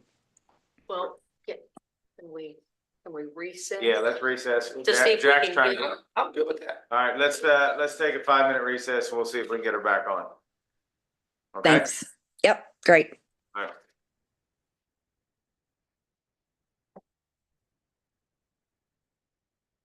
Andrew, you gonna recess us? Give me just a second, Judge. There's no easy way to do this, so I guess we'll have to stop and then we'll have to start again. I don't think we can do it any other way. Just maybe mute us, Andrew, for, yeah, just mute us for while we're taking a recess. I'd like to ask Amy a question. I don't care if it's muted or not muted. No, off here. 25 cents, 7 cents, 23 cents an hour, is that number can be handled in the budget or not? $500? So this is, I plan to cover this to a budget transfer from the fire without a budget amendment.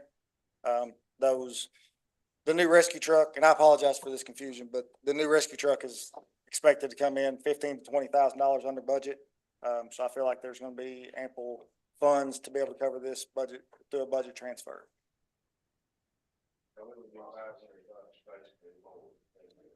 Yeah, roughly for the salary portion and 27% for.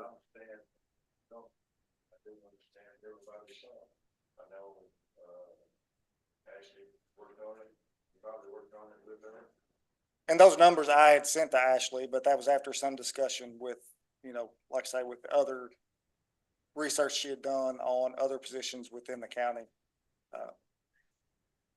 You state what this includes, because it includes retirement. Can you talk about that? Just so that everybody has an understanding of what. What this now includes, just for everybody to understand. Can I see the agenda? I didn't bring it with me. So with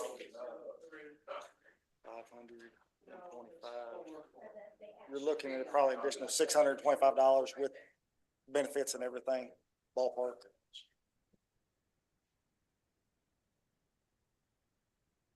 So if you're looking at the abstract, the very last two lines, the per year 25 impact is 1,151. The annual impact, 2,300. I added Social Security and Medicare match 7.65% and retirement, which for this position is a little over, was almost 20%. So I added that. So that's where I got that impact. And it only affect the retirement and Social Security, wouldn't it? Right. No. No.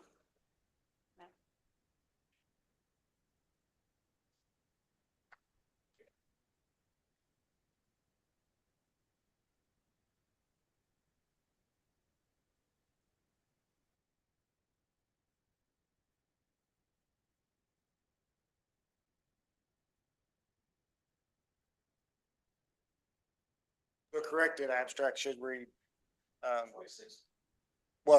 corrected abstract should read 3277, not 3274. Yeah, so it goes to 11, instead of 1,151, I believe it's 1,184. And that was, like I say, that was a rounding error through the spreadsheet. It would be 95 cents with the corrected rate. Before the motion that went to the floor. Correct. Actually, is she on yet? Judge, I believe Ashley's with us now.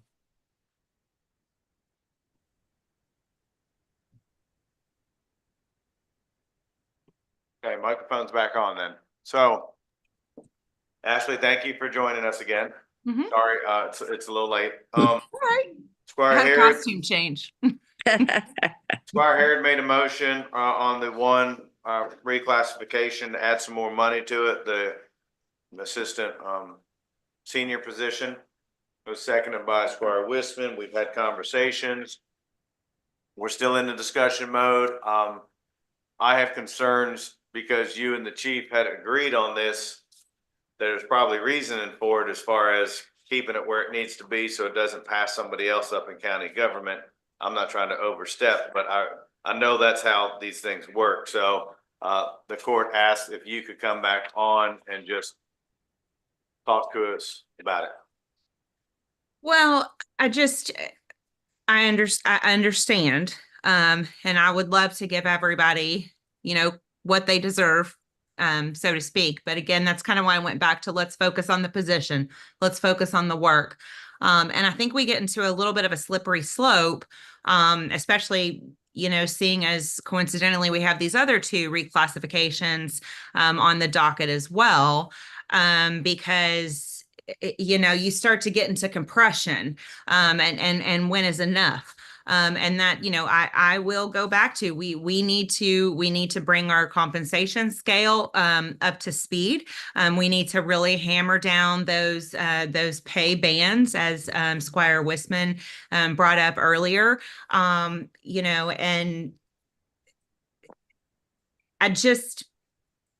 when we go from studying a position, comparing it to other positions, what the operational needs are, I just think that we have to be careful when we want to start nudging, higher. And again, that's not to say that the individuals in the positions aren't, hardworking, deserving, all the things, but I don't want us to set ourselves up for some future financial obligations, that we're not going to have to write those checks for, because a big part of this is a strategic component for succession planning in the future. And it's not quite apples to apples. Also, when you've got someone who has been in a job for years and years and years, when I go to then recruit for someone, that is looking at the minimum requirements for the position, which is not that many years. So I just want to caution you. There's no yes or no, but I just want you to know that this was very, very closely studied, and this was to the best of our recommendation for the way that the role has changed. Ashley, thank you very much. Any questions for Ashley before I guess we vote on this? I'll just make a comment, Judge. In hiring the road department administrative assistant, and in previous conversations about we have 3 administrative positions, right? And each of those conversations, I've reflected that I thought that those pay scales on those positions were far too low. So in sort of revisiting this one is continuing my thought process and the level of work that those positions do and how integral they are. I really think warrants maybe just a complete reclassification, but I'm willing to go through a process of compensation study and see where we are. That may work itself out, but I thought for the level of work that all those positions did, and I've been consistent about it, that the compensation is far too low for what I feel that it should be and how integral those positions are. So that's why I was supportive of this one in this instance, to bump that up a little bit more. If we want to do that later as part of a compensation study, looking at everybody, I'm fine to do it that way too. But we do have a first and a second, so whatever we want to do with that. Or do you want to keep your motion on the floor? I do. Okay. Any other discussions from court members? And again, I'm just going to say one more time, I appreciate everybody, and we're talking about a position, and I am cautiously worried about, even though it seems like another quarter, what it could do to other employees and the can of worms it could open for us in HR without knowing. We're just flying by the seat of our pants right now, and I don't like to do that. And this is something that the chief himself worked on with our HR. And I appreciate everybody's desire to want to give more money. And yes, we need to look at that. And I think we have done a very good job to this point. And I'm sure we can hopefully do more. It's just part of the process. But I am worried about it when a can of worms. But is there any more discussions? I I want to go back just a little bit to what Squire Wisman's talking about. We have other administrative assistants here, and I don't know what they make. I don't have our pay scale in front of me. Maybe I should remember much better than I can, but that would take I could go back on and find that.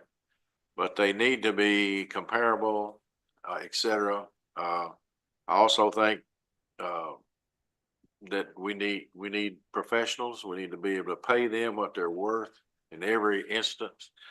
I'm not against this amendment. However, I'm going to vote with the majority and abstain.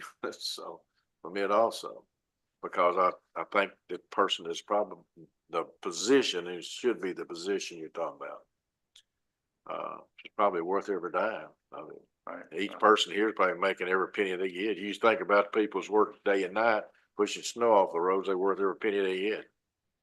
But that, okay, that's not what this position does. That's correct. Yeah, That is right. correct. Yeah. Right. So I just want to make sure I understand what we're doing now. So we have a recommendation by the chief and the HR director at a certain level. And so the plan is to set that aside and make some other decision. Is that what this will do? That's basically what it's saying, yes. And that's why the statement I made, I think we need to support staff because that's who worked on this. And that's who came up with this. So the motion on the floor is to give more than what HR and the chief had recommended. And again, this is about the position, not the person. I totally get that. Yeah. And I just want to make sure I understand the rationale. You may have to just walk me through it.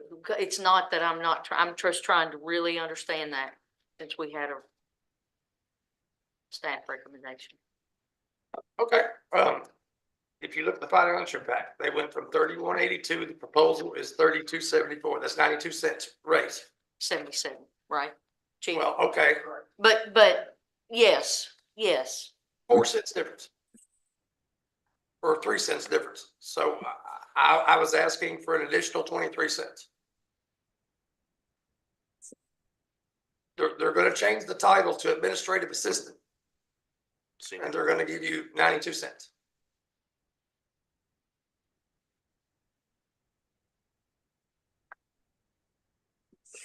So this is going. Administrative assistant senior. Right. Are we comfortable doing this with every single employee in the county? That's what I'm saying. That's what I'm Outside talking of about. the recommendations of their supervisors and the HR director? Cause I'm not.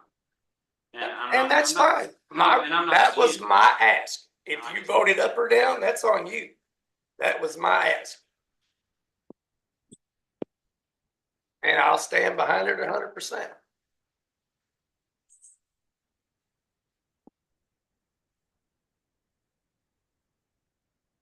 If it gets voted up, it does. If it gets voted down, it does. I'm not gonna be mad at anybody.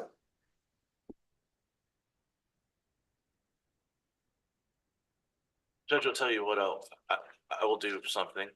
At our December 19th meeting, I asked for our compensation study to be on this agenda, and it isn't. I want to have it on the agenda to at least talk about who we can hire, what avenues we can do that, considering the upcoming budget that we're going to be starting fairly soon. We've talked about it for 2 years and wanting to revise that old compensation study the previous court did that was done before COVID. I think it's integral to do that before our next budget. So I will rescind my second on the contingency that that's on the next agenda and that we begin that process this month. I'm gonna ask HR since she's still with us. I know she's balancing a lot of things right now. We're still trying to go paperless. I get it. She's been working through the exempt, non-exempt. I don't think anybody's ignoring you. It's just she's had a list of priorities to work on. Ashley, what's the actuality of being able to start talking about a comp study or anything like that with everything else that's on your plate right now, just to be realistic? Yeah, I mean, to be totally realistic, you have two options. I can either do it and call around and it's going to take a while. It will take a while. I can, some of it might be open record, some of it might be just scouring professional resources and colleagues, but the quickest way to get it done is if you all are willing to finance it. There are lots of agencies locally that are very, very skilled with local government that could come in and do a study for us. I think it would happen pretty quickly because we're small. But that's not something I'm prepared tonight to give you any quotes on. But my recommendation, considering a timeline of the budgeting process, which, forgive my ignorance, I wasn't here when it started last time. What are we looking at? April, March is probably kind of when it starts. Yeah, roughly for the next fiscal year. I mean, that's going to be aggressive. So my recommendation would be an outside agency. And that's really what I'm looking for. We sort of put you on the spot that I wanted to have that conversation, maybe have that conversation a little further at our next meeting or at a future meeting this month about what our options are to explore there. Outside agencies, what does that look like in terms of cost? I would caution us from walking too far down this road as we are in a special meeting and this is not on the agenda. Sorry. That's why I was rescinding my second on the contingency of that, and we're kind of getting off topic. I would just, I would So caution walking. with the second rescinded, that kills it, correct? If there's nobody else to say. Unless someone else. That kills it, correct? Now, like I say. Okay. So everybody okay? I'm fine. I will restate maybe a little more clear than I said before, but the chief and Ashley both worked on this, and this isn't what they came up with. I don't necessarily agree with it, but that's their. I wasn't trying to take away from their work at all. Not at all. A question was posed earlier about a demotion in the jail policy, 3.05D.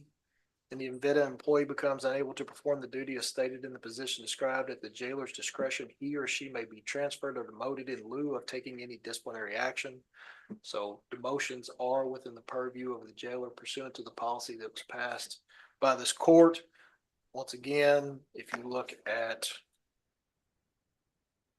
3.05C, according to the policies and procedures, that is within the purview of the jailer as well.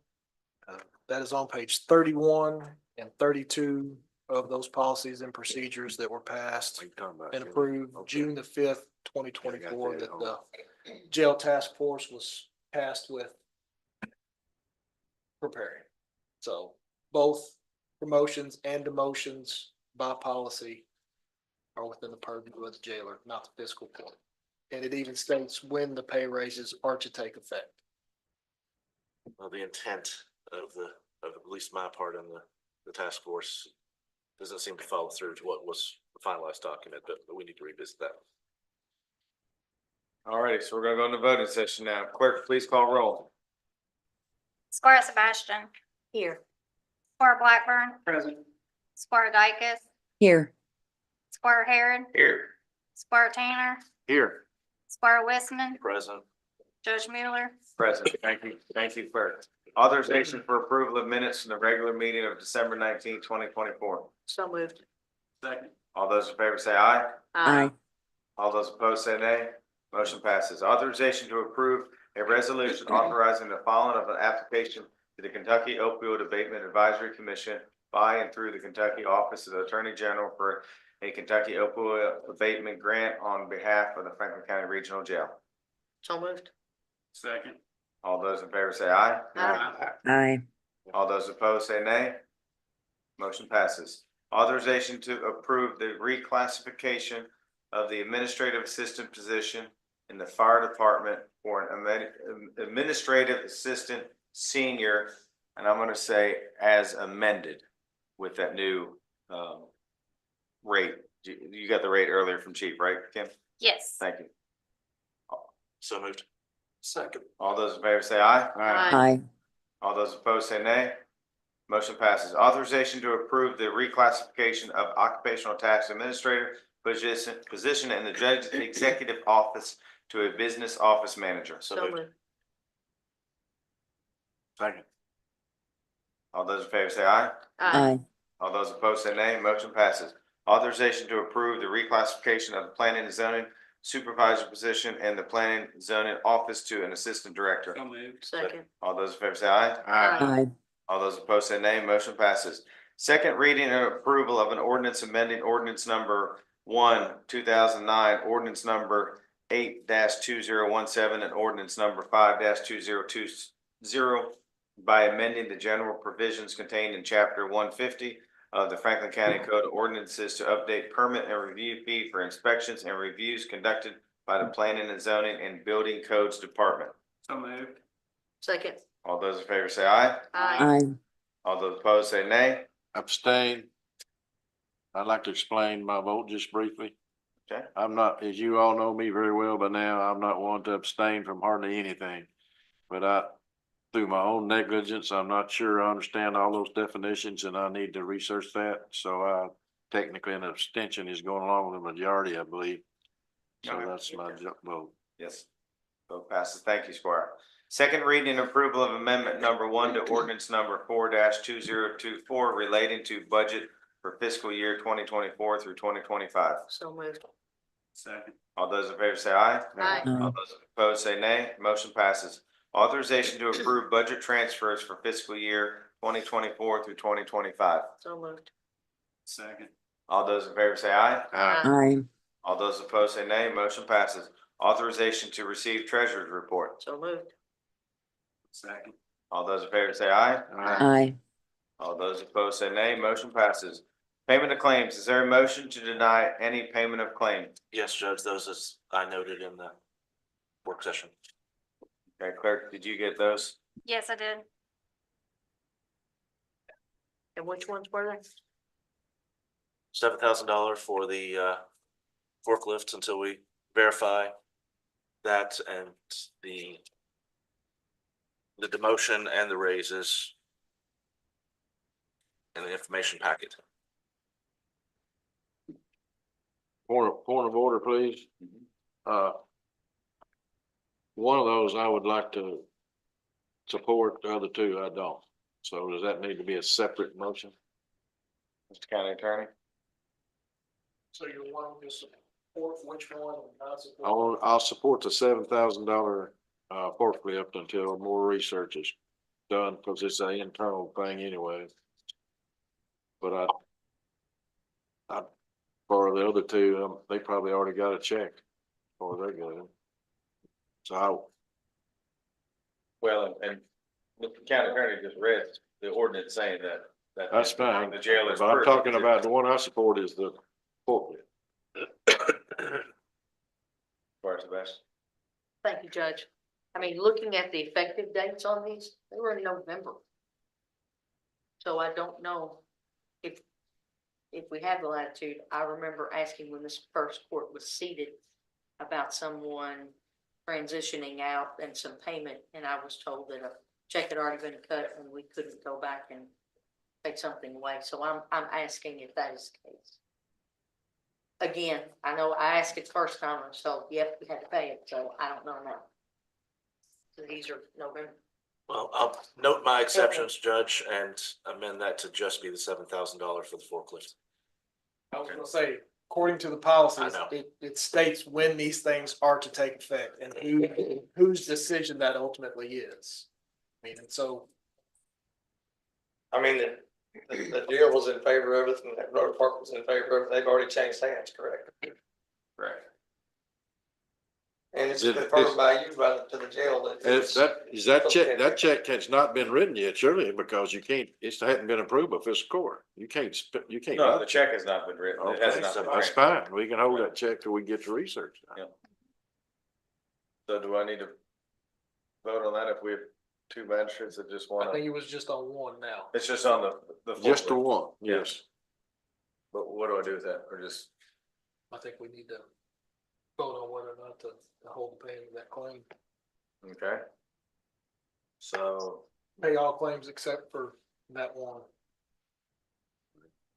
I guess you would say. Pending proof that Pending. it was paid for with the commissary funds. Canteen commissary. So. But that'd be an internal transfer. It's like an IT. Right. Yeah. So No, go ahead. Yeah, that's just an internal transfer. So that's not like a vendor is standing out there and they can't make payroll. Right. So that would give the appropriate time to do the research. Yeah. And so this one would be more simple than Correct. if it was. Yeah, that like plus we the did. others. We've done some others where we've held payment for a vendor. Yeah. That has that 30-day window. This is Yeah. more of an internal, this is an IT. Okay. Internal transfer. So, what do I have to do? Cause usually this is no motion was made, let the record. Do you want me to go ahead and vote Got on a it? motion. A motion was Yeah. made, Yeah. a motion was made for the payment of all claims except for the forklift. Right. Which was, if I'm not mistaken, seconded by Second, until Okay. research is done. So we'll go ahead and vote then. vote regarding the payment of all claims. Minus that, and we'll table it until hopefully the next. Till we receive the information. Correct.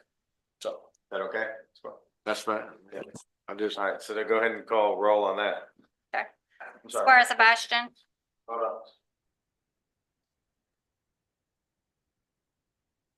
So the question from the deputy was, if they produce a receipt tomorrow, can we go ahead and go through with it?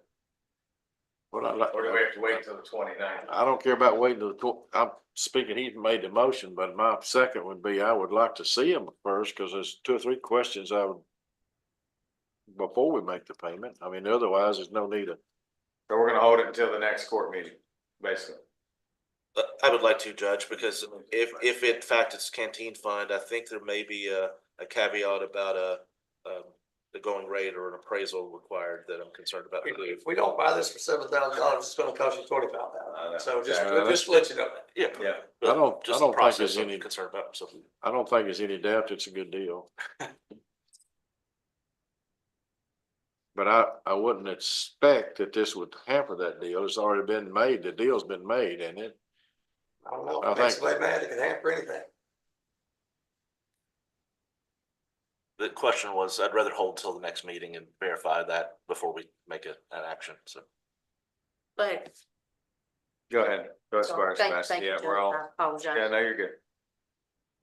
But if the administrative staff who work with the state get a receipt that verifies that it was paid with X or Y, and it was in a legal transaction and can be transferred based on, why would we need to see that?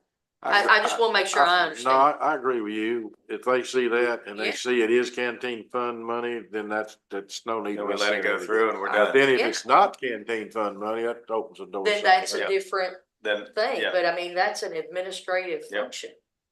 I agree, Squire. I agree. But I may be, Yep. I So don't that was your disagree. motion then, Kim? Oh, hold on.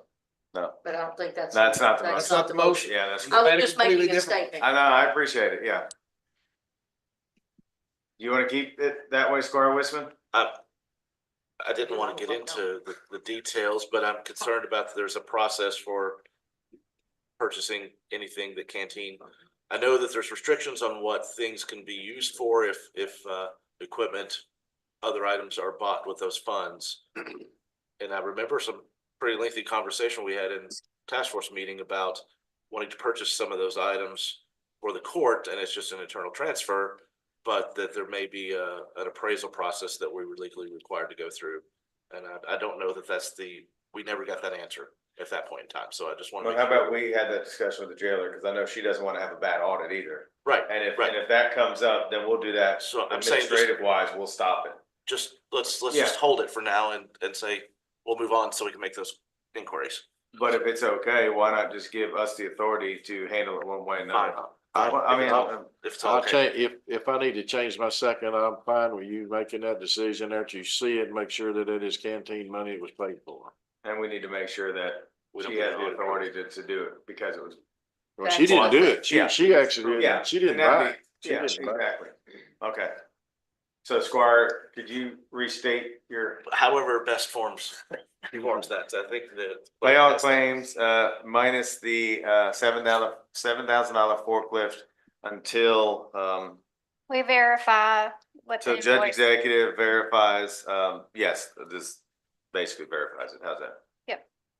Sounds good. I know what it means. Verifies the legal. origin of the Yeah. purchase. Verifies I mean, that's- where, Origin and appropriate. verifies where the forklift, what funds were used to purchase the forklift, and that the appropriate procedures have been followed in order to make that sale. Sounds good. Perfect. What he said. Clerk, so we still have first and a second on that. Is that correct, Squires? Okay, so clerk, please call roll. Squire Sebastian, Okay. That's one. I knew you were gonna, I could tell. Thank you, Judge. I'm sorry. You're fine. So what we've said now is that we're gonna verify the origin of the purchase, right? Correct. The originating fund, and if it's something that internally can be addressed by staff, it will be. If it's something that the court needs to weigh in on, Yes, that will, then I vote yes. absolutely. Thank you. Squire Blackburn, Yes. Squire Dykus, Yes. Squire Harrod, Yes. Squire Tanner, Yes. Squire Westman, Yes. Judge Miller. Yes. Thank you, clerk. Authorization to adjourn. So moved. Second. All those in favor say aye. Aye. Aye. All those opposed say nay. We're adjourned. Thank you. Y'all stay